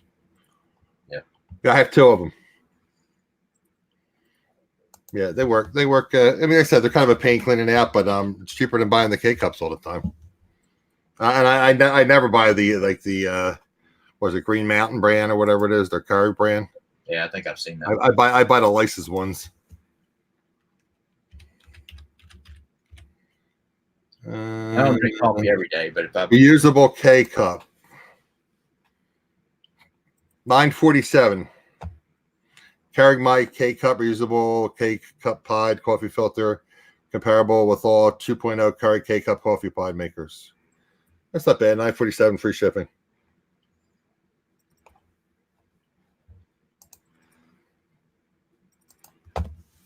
What John Jones says, you bought a set of 4 of those refillable K cups for $8. So at 5 cups a day, it saves me $365 a year. Yeah, absolutely. I used to get the I still have a bunch of cans. When I was working retail, I became like the coffee guy. Somebody bought a coffee pot in, one of the cheapo coffee makers, and people were buying all kind of crappy coffee, and then they kept running to McDonald's. There was a McDonald's or a Wawa near us. Well, Wawa was a convenience store. So I said, I'm not paying $1.75 or $2 every cup of coffee I get. So and then I was drinking my coffee black. So I said, well, this is easy enough. I can make a whole pot for like 15 cents. So I used to get the what is it? Not Folgers, chock full nuts. So we used to have chock full nuts and so for $1.99. It's not bad coffee. Huh. So $1.99 a can. I don't know. I probably got 12, 14 pots of coffee at a $1.99 can.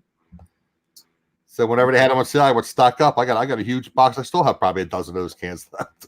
Because when I left, I still had them in my basement. I took all the ones I didn't take them. I had them in my basement. So I would have anybody, it's the guys, can you contribute to the coffee fund? So they were still running to the convenience stores, like whatever. I said, but I want to have my cup of coffee in the morning. So, you have coffee for the whole store for like 20 cents. That's nice. Hey, Susan.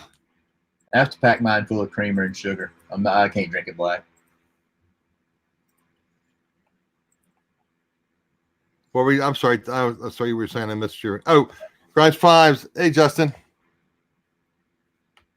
Very, very good. Just super busy trying to finish out the new year and keeping up with YouTube stuff. Hadn't seen you in a while. Glad to see you guys. Thanks for stopping by. Appreciate it. I know Jeremy stops by from time to time. I know he's so busy on his Florida trip. Yeah, I saw him on that. Did you ever watch what else? Did you see how he was magnet fishing and he got that live hand grenade? I did. I saw the thumbnail. I didn't watch the video though. Yeah, he was magnet fishing off of a pier in Florida, and he got a live hand grenade. Nice. Then he carried it around for a day. I was like, I don't carry no damn hand grenade around for a day. Oh, he got rid of that thing in a hurry. Bye, Lisa. Have a good trip. Yeah, no way I would be carrying around that hand grenade around with me in the back of my truck. God forbid. Yeah, it's crazy. Crystal, are you doing your live show tomorrow with Jake? Hey, couple pickers. What's up, Lisa? How are you? Alexis is back. Hello, Alexis. I'm just going to do a few more minutes, guy. Where we not get much work done, which is fine. I learned a lot of stuff. Noelle was very, very educated. She gave a ton of tips. Guys, if you missed the beginning of the show when Noelle was on, she was dropping nuggets of knowledge left and right. Some really, really neat tips. So some things I had never even heard of. That's why I enjoy having resellers on here. And if I don't have anybody's schedule, like Craig popping on or Noelle popping on, and just you learn so much. And again, I tell you guys, I mean, I forget some things, but I go back and rewatch the videos. But Noelle, at least a half a dozen really good tips that I didn't know, like half of them, 3 or 4 things that she mentioned I wasn't familiar with. Like I used to see those social media icons on the eBay page. I had no idea why they were there. But basically, you can share your listings. You can share them on eBay, on Facebook, share them on Twitter, share them on Instagram. Apparently, it's relatively easy to do. And then she was talking about business policies, and I never updated my business policies. It came up, which I knew about when Craig was discussing it also, about your vacation settings, when you do vacation setting, and you also do your extended handling, and whether or not, if you put your store on vacation, if it hurts you with Cassini, the eBay algorithm or not. So some people just extend their handling time and don't put the store on vacation. And again, for your new sellers, you got to do, but what you got to do, you got to minimum extend your handling time. If you're new, typically I do both. Craig says he just extends his handling time, but at a minimum, you got to extend your handling time. And if you put your store on vacation, you got to extend your handling time. Because say on your vacation for a week and your handling time is 1 business day, you're not going to be able to meet it. You're on vacation. So you have to do at a minimum extend your handling time. And again, I do both. I do go in vacation mode and extend my handling time. The reason I do that is because it says in bold letters right on your page that you're on vacation, and people still miss it. So if I ever get an order when I'm on vacation, I always email the buyer or message the buyer and say, I'm on vacation to such and such a date. I'll be returning on such and such a date, and I'll be able to ship your product then. So, and most times they're good with it, and sometimes they'll cancel. They still miss it. You're on vacation. So, yeah, I think buyers look at this is the same thing. He never puts a store on vacation, just extends his handling time. Yeah, well, that's a theory out there that it hurts you with Cassini if you put your store on vacation. I have, like I said earlier, I have not confirmed that, but I've heard people talk about it. Right, and they're people I respect. So, yeah. And again, everyone has different opinions, and I guess it depends on your experience. Yeah. Thursdays at 9 a.m. I'm sorry, Crystal. I got my brain. I got my days mixed up, especially now with the holiday. Because I'm a day early. That's why I was thinking. I'm typically on Wednesdays. I knew yours was the next day. So Crystal's live stream is normally is Thursdays at 9 a.m. Pacific, which would be 12 noon Eastern time. She has Jake on, and her son has autism and some other issues, but he's super smart young man and really, really fun to listen to. And I listened to him, and I said something to Chris the other day. I said, "Is he 14 or 15?" I said, "He talks like he's a 30-year-old." She goes, "No, he's 12." I said, "He's 12." Wow, super smart young man. So yeah, guys, if you have any children with learning disabilities or anything, really neat show to watch with Crystal, Rosie's Closet. At 9 a.m. on Thursdays, 9 a.m. Pacific. Let me, Michelle, did you get that, or do I need to post that? Michelle usually gets that when I mention it, but I could do it. Let's see. Let me see. There's Crystal. Let me put that in the chat. Yeah, guys, if you have a child with learning disabilities, Crystal does a great job with her show.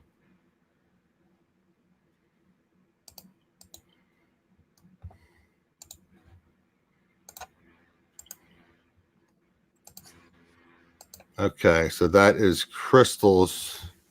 Let me put that Rosie's Closet, so you guys don't know that Rosie's Closet is Crystal.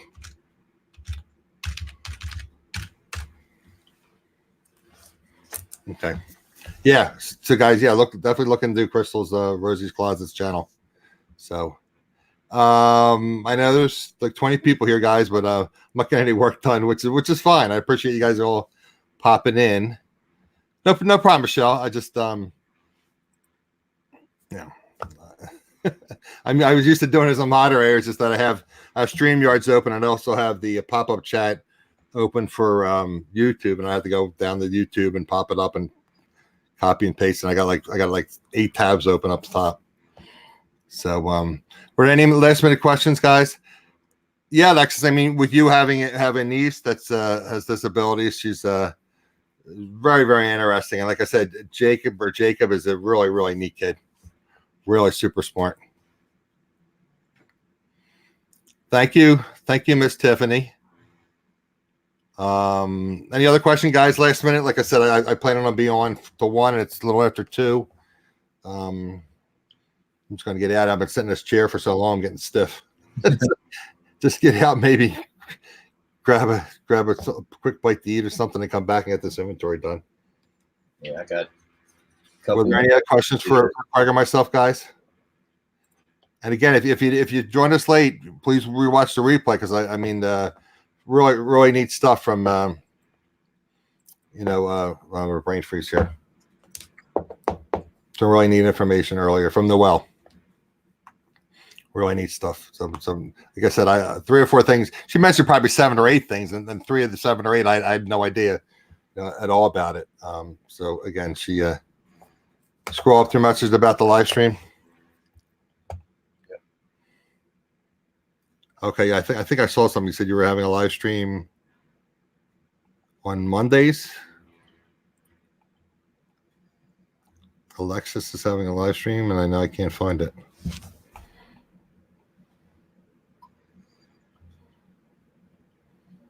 I almost forgot I had an item to ship, an order to ship out. Oh, really? Working on this. Oh, okay. Alexis is having a live stream on Mondays at 4 p.m. So that's Alexis KIT Enterprises. So let me put her link in the chat as well. So guys, Alexis is a new YouTuber and a relatively new reseller. I know Alexis through Casey, through Rockstar Flipper.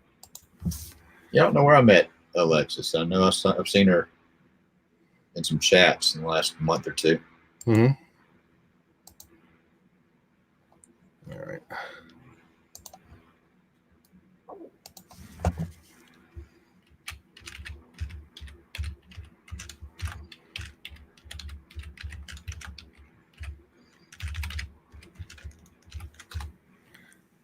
All right, there you are, Miss Alexis. It's $1.99 to drop links, right? That's a one-time fee. Yeah, I was talking to, and I probably follow at least 20 different not YouTube, but video creator channels. And I said something to one of this creators I'm relatively friendly with. I said, I'm spending so much money on my equipment. I said, I'm on a fixed income, yada, yada, yada. And I mean, I really enjoy doing YouTube, but it's expensive. And I said, I'd really like to, I said, when I always support other resellers, I drop super chats. And, if somebody's got an issue, I try to help them out, or I buy stuff from auctions, this, that, and the other. I said, but I'm not monetized. I got nothing coming in. So I said, is there a polite way to do this? Like a PayPal thing? There's not a polite way. And then this guy, the whole channel, he's spewing, oh, do a super chat, do this, do. Yeah, it's for you to say when you're getting super chats left and right. Yeah. So it's not as glamorous as people put it on to be. There's people out there making really good money, but you've got to have lots of big videos. Right. Yeah.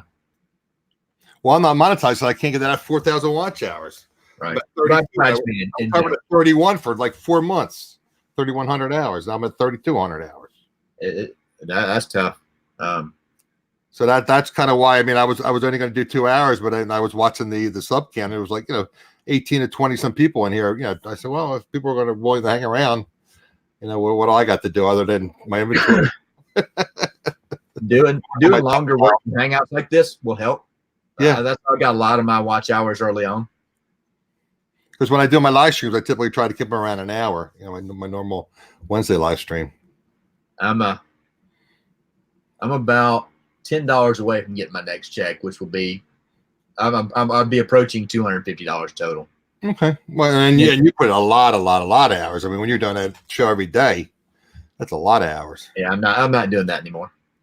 No, I'm not even talking about that show. I'm not going to do an everyday thing as far as live shows. Right. It's too much work. It's just not me. And all those live shows, I probably made $5 total. Oh, really? And it's not about making money off those, those shows. No, That's what it's about. But in the end, you got to consider how much time you're putting in. What else can I get done the time that I spend doing that? Right. I think that's, and if you look at a lot of creators. I told you guys before, I used to watch, Jason doesn't do much videos anymore.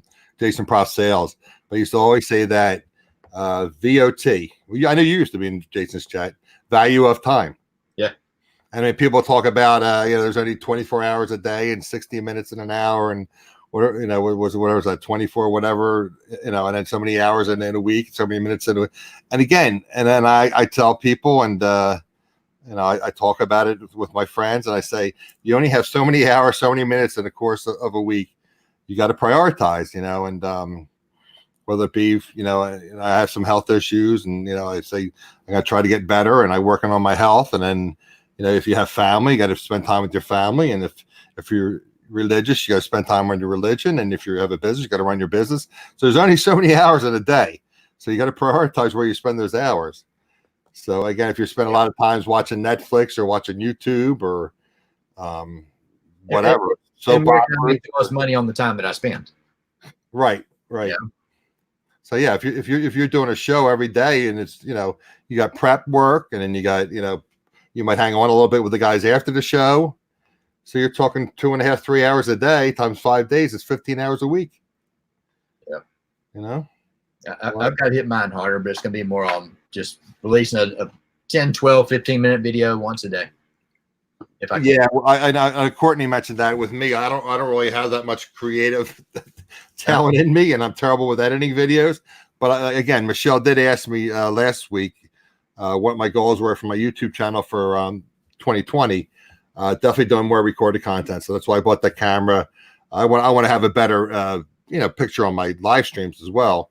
But I bought the camera, I bought the microphone, I bought the switch pod, which is the hold it to when you're vlogging. And then I'm going to buy some stuff that I can use it for live streaming as well, at home. But mainly I bought it so I can do videos from outside, and then now I got to get good with editing, because that's the killer. Yeah. But what's nice is the camera I have has an input for a microphone. Yeah. And this is like the top of the line shotgun microphone for video cameras. So it should have pretty decent sound. And I'm only holding it like 2 feet from me. Right. So you can, I won't use it, but you can use it for like a desktop one too. I mean, I use this Blue Yeti, that's what I'm filming with right there. If it wasn't so big, it'd be a lot better. And I bought a gimbal for that, and I bought a special microphone for it. And it's just I wasn't happy with the quality. I watch a car channel, Goon Squad. I don't know if you have ever seen their channel. No. They've got 1 million. I think they're approaching 2 million subscribers, and they film everything from a phone. Well, I think Jeremy Hale does everything from a phone. He tells me he even edits from his phone. Yeah. I mean, I don't know how he edits from his phone, but I know Casey does a lot with his iPad. But he has the latest greatest iPad, the 3rd gen, whatever, iPad Pro, whatever it's called. Right. But I don't even have a Wi-Fi service on my iPad. I bought it on eBay, and it's a Verizon iPad, but I don't have service on it. Right. Because I mean, I think they want like $75, and that's with an account. They wanted like an additional $75 for service, and then it was like so much data. It's like no. So I just use it. I use it on the airplane. I use their Wi-Fi, and I use it at my home. I use my Wi-Fi, but I don't have cellular data on it.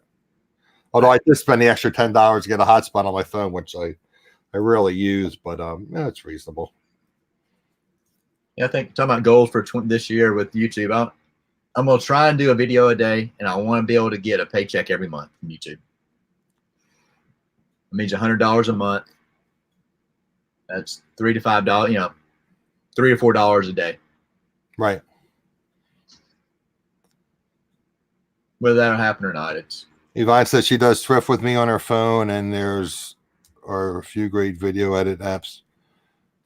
Yeah, like I said, I basically used iMovie, and I've been researching and researching and researching, and what's a good free app to do thumbnails, and then I learned about one of the thumbnail apps, and then I was this banner apps, and I was using it for like 3-4 months, and they started watermarking everything. It's like seriously, and they never told me that. It always said free download, free download, free. It never said that it's going to expire after a certain period of time. So everything popped up with with watermarks. So I said, son of a gun. So I'm not going to mention on here, but there's a workaround to that. I'm not going to get into details. It's like, I don't use a lot of stuff, and this stuff is what I already created when it was free. And all I do is like when I have guests on, I use the same template, and I just basically change the person's name. So now they want to charge me $2 every time I edit that. It's like, no, I'm not paying you $2. So I mean, I do have some on my phone where if you take a picture and you can put text on it, but they say they're better thumbnails anyway. But I prefer the ones that look a little more professional. But they said they're the ones that get the clicks. So, right, that's true. That's true, Yvonne. An iPhone is definitely more discreet. If I go in with a camera with a switch pod and a big microphone, I mean, literally, it's like I don't know, it's like 2 foot tall, and it's going to be about a foot wide, 8 inches wide, about a foot long. Yeah, it's going to be. Yeah, I'm not taking that into Goodwill. Yeah, I'm definitely going to get thrown out if I do that. What's up, Glenn? But yeah, you can use the GoPros, but I read some bad things about GoPros, and that the audio was bad, and then you have to edit everything. I said, no, I don't want that. We got my son one of the little. It's an 8-man. Bye, Carol. Which is one of the little off-brand GoPros. We're gonna try that. Anything I have here, Yvonne, I have a Logitech C920, and again, doing research, there's a C920, there's a C922, and I bought another Logitech. I think it was a C922. I wasn't happy with it. Supposedly it's better. I think it has more tweaks and stuff you have to do to it. And then there's a Brio, but that's $200. I said, I'm not paying $200 for a webcam. You did not like the 922? No. I've heard that from multiple people. I hooked it up and said, I don't like this, and I'll just stick with the 920. I have heard exactly the same thing. I think that's what Casey uses, the 922, but I think it had more it was more technical, you had more adjustments and stuff. But basically, the 920 is plug and play. I mean, and again, they had other software which you could tweak a little bit. Where now the new software, you can't really tweak anything. Right. I mean, you were able to adjust your colors and everything. Now I can't figure out how to adjust anything. So, like I said, I'll probably use this for another month or two, and then I'll switch over to the Canon. But I had to buy a capture card, which I already bought. Then the software is like $60 because basically the problem with the Canon model that I have, it basically leaves the autofocus box on your screen. So obviously you can't do a broadcast with the autofocus box in the middle of your screen. That's crazy. So you have to buy software that takes that out. And then also these which I'm learning all this stuff because I follow a lot of these video channels. These cameras, the EU started surcharging cameras that had more than a 30-minute record time. Basically, what they did is they called them professional cameras, video cameras. So what they did was all these manufacturers put timers on their cameras, so they time out like 29 minutes, 59 seconds, so they wouldn't be taxed surcharge. So the problem is it times out. So if you're doing a live stream more than 30 minutes, it times out. So you got to come with a workaround on that. You got to disable it. Some cameras you can disable it, some you can't. Some you have to use software. So I think with my camera, I don't think I can disable it. I have to use the software, but that's a part of that other software. And then the other issue is the battery life is not that long. It's like maybe 2 to 3 hours when you're doing video. Right. So then you have to buy an adapter that's basically like a dummy battery, and then you plug into the dummy battery, and then you can plug it into an outlet or plug it into an auxiliary battery. So if I was doing vlogging, like say in Las Vegas, I could have I always carry around my auxiliary battery. So if it gets low, I can plug in my auxiliary battery. Right. What's Yvonne saying? One thing about if you move around a lot, doesn't use the 920 mic, use an external. I use the Blue Yeti, and I'm extremely happy with it. I think my sound is really, really good. I watch other channels and their sound is terrible. If some is okay, some is bad, and some is terrible. And again, getting back to what I was saying, a lot of these video creator channels, they said If your video quality is just okay, it passes. But if you have bad audio quality, people will not watch. You'll lose most of your people. If it's really bad audio, they just click off. If you have just mediocre video, they'll watch it as long as your audio is good. But if you have bad audio, they click off. You have the snowball, right? Well, the snowball is a little bit, but I mean, this is bulky too because I have the filter on it. But the snowball is round. Snowball's fine. And snowballs are only like $50, $60. This I think I pay like 115 for it. Mic is my next step. I just do everything off of my iPhone and off the mic on my. Well, your sound is okay. It's not great, but it's okay. I mean, some people have terrible sound. I mean, I hear it's like, what the heck are they? And I'm not an audiophile. It's just, I mean, I'm half deaf of one ear, so it's like, boy, that's really bad, you know? Right. I hate it. I went to a great option, Yvonne. And for anybody that's looking, again, I like the Blue Yeti, but the Snowball, and then they make a Nano, which is like a portable Blue Yeti. Really? It's like about half the size of the Blue Yeti, and it's portable. It breaks down. You bought your in eBay for $25? Yeah, I think they're like $50 the snowballs. I've seen some of the snowballs locally on Facebook Marketplace in the $20, $25 range. Yeah, I mean, you should invest in that. I mean, I prefer the Blue Yeti, but I mean, for $25, I mean, what the heck? Oh yeah, that's reasonable. Yeah, Susan, absolutely, and it is true. I know myself personally. If somebody has really bad audio, it's like, I'm not listening to that. I'm not watching that. But if somebody just has mediocre video, it's like, well, it's interesting content. I can hear it. I'll watch it. You know, but you're right. It's frustrating when and then especially if it's breaking up, or then there's people that don't understand how these mics work. Like the way I have this mic set up, I have to be in front of it. It won't pick up barely picks up from the side, and it won't pick up from the back. So some people, like, they're turning their head away from the microphone. You can't hear them. And they do it all the time. It's frustrating. Well, some of those have settings on them for to be unidirectional or whatever. This has there's about 6 different settings on it. But the cardioid is the one that looks like a figure 8. Let me see if I can show you guys. Let's see. You can see here. Oh, it has the this is the cardio. This is the settings here, and the top one is the gain. You adjust. I turn the gain down pretty low. Then it has the volume on the front. You know, we did some. Then I have the plosive thing so my piece don't pop. We messed around with even the Guitar Hero little guitar microphones. You wouldn't think they'd be they put out pretty decent quality. Oh, did they? Yep. Tommy, the Bargain Effect, messed around with one a while back, and it was definitely better than just trying to use, going through your laptop. Oh, well, yeah. Well, first of all, unless you have a Mac, the webcam is terrible on PCs, laptops, and the microphone isn't much better. So, I mean, for 20, like I said, if you can buy a Snowball for $20, $25, that's a huge improvement. Huge improvement. Yeah. What does Yvonne says? Once my audio lost sync and my vid looked like a vintage kung fu flick. Well, that's the problem sometimes with StreamYard. The video and the audio gets out of sync. Oh yeah. And that looks really funny. It's like, you're talking and then the sound comes out like 3 seconds later. That's why I want to get the that's one of the reasons I bought that microphone that attached to the camera, because it's plugged into the camera. So when you save it to the memory card, the sound and the video is synced. You don't have to go onto a mixer and then a video editor and try to sync it up. That'd be a mess trying to sync that up.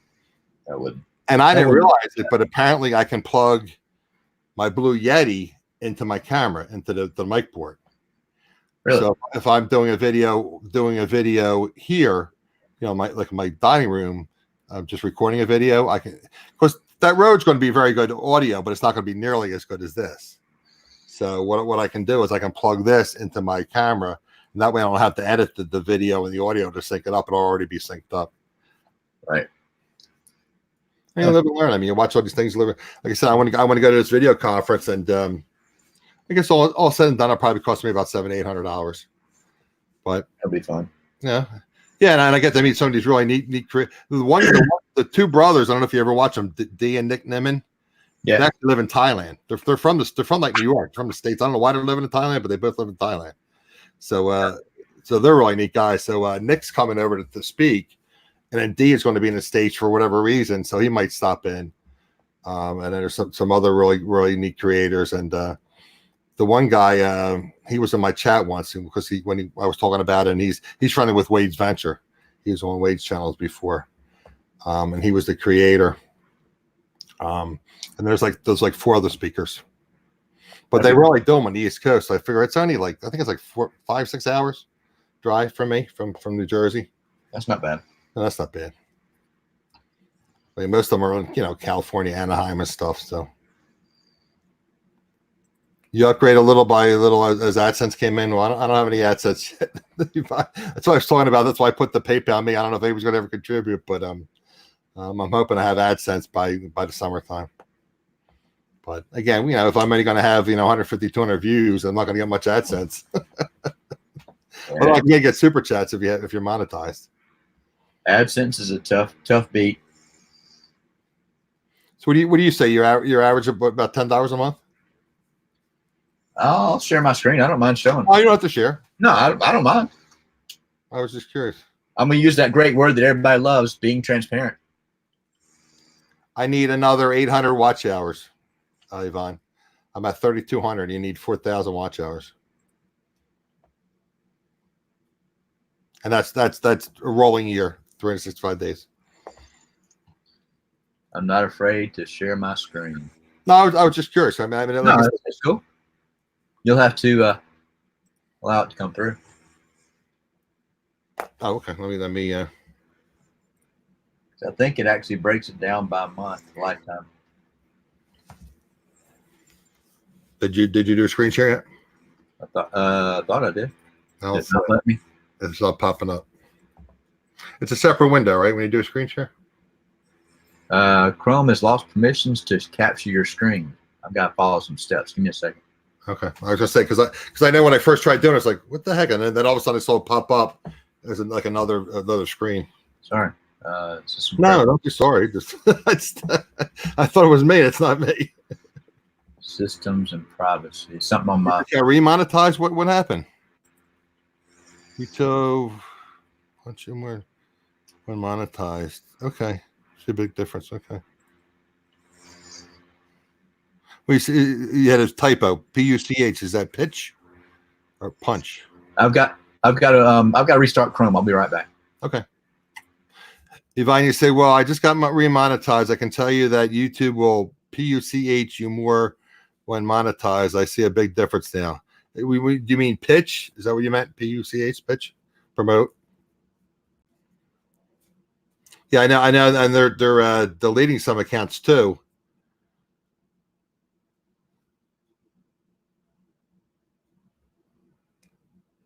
I'll pick you about sharing. Okay.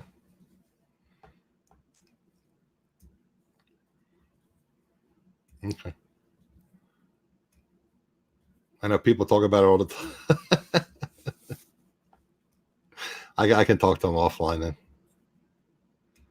Yeah, and then the thing is, I know people talk about if you have different types of channels. And I watch a lot of these video creators channels, and they talk about it all the time. I don't know if they talk about specifics, but I know like some of the jewelry channels do better because they get like advertisements from perfume companies and high-end handbag companies and whatnot. I don't know what reseller channels get. I guess we get what we get. I guess it depends on the number of viewers you have. So yeah, I that was a typo. What did you mean, Yvonne? P will punch you more? I thought she meant pitch. PUCH, whatever that means. I think she meant pitch. Right. So that's where I fell short. Right. Well, I mean, I've had the 1,000 for like 6 months now, but I didn't get to the 4,000 hours. Yeah. Push. Okay. Push. It's push, Tiffany. It's not PUCH. It's not punch. It's not pitch. It's push. I hate autocorrect. The type, and I tell Tiffany, I always make them with my big thumbs. I always make my big fingers. I always make mistakes when I'm typing stuff out. So I like a big keyboard. Drop the like again. Okay.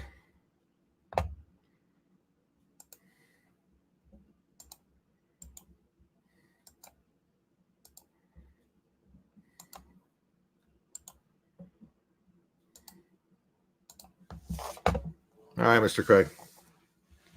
Yeah, so we'll talk to Craig a little bit, guys, and I keep saying that we'll wrap it up. We definitely will wrap it up after we talk to Craig for a few minutes.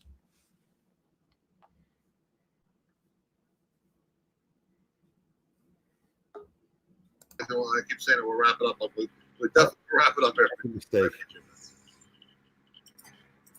Yvonne says, "Be careful with sharing your information." Yeah. So just not the show. Just give me a ballpark. What you know? I went through that time. Yeah, now I got two. Oh, there it is. Okay. All right. Now I'll be real quick. Analytics, revenue. There you go, right there. $5.99 this month, $14.32 last month, $14.65 October. My actually average like 15 hours a month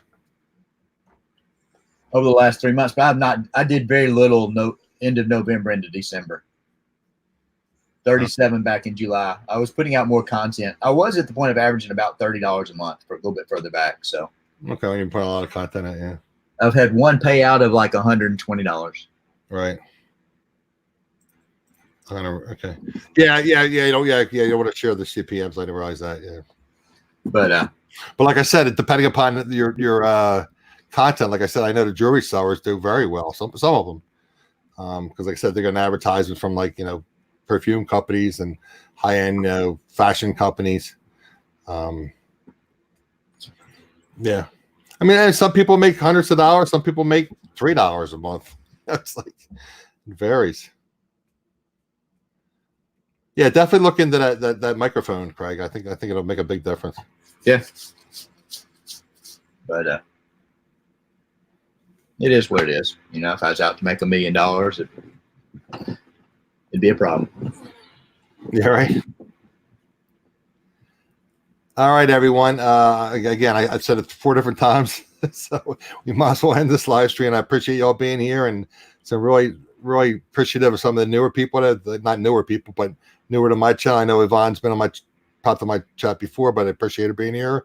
Grimes Fines, Justin was here, which was cool. I appreciate that, and I appreciate all my records that were in the chat. I appreciate Craig joining me. Yeah.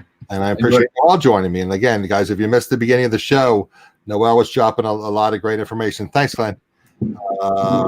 Noel was dropping a lot of great information. So if you don't have to even watch the video, just try and listen to it. She was making some really neat points. So again, guys, I'll give the typical YouTube close. Please like, subscribe, share, and comment.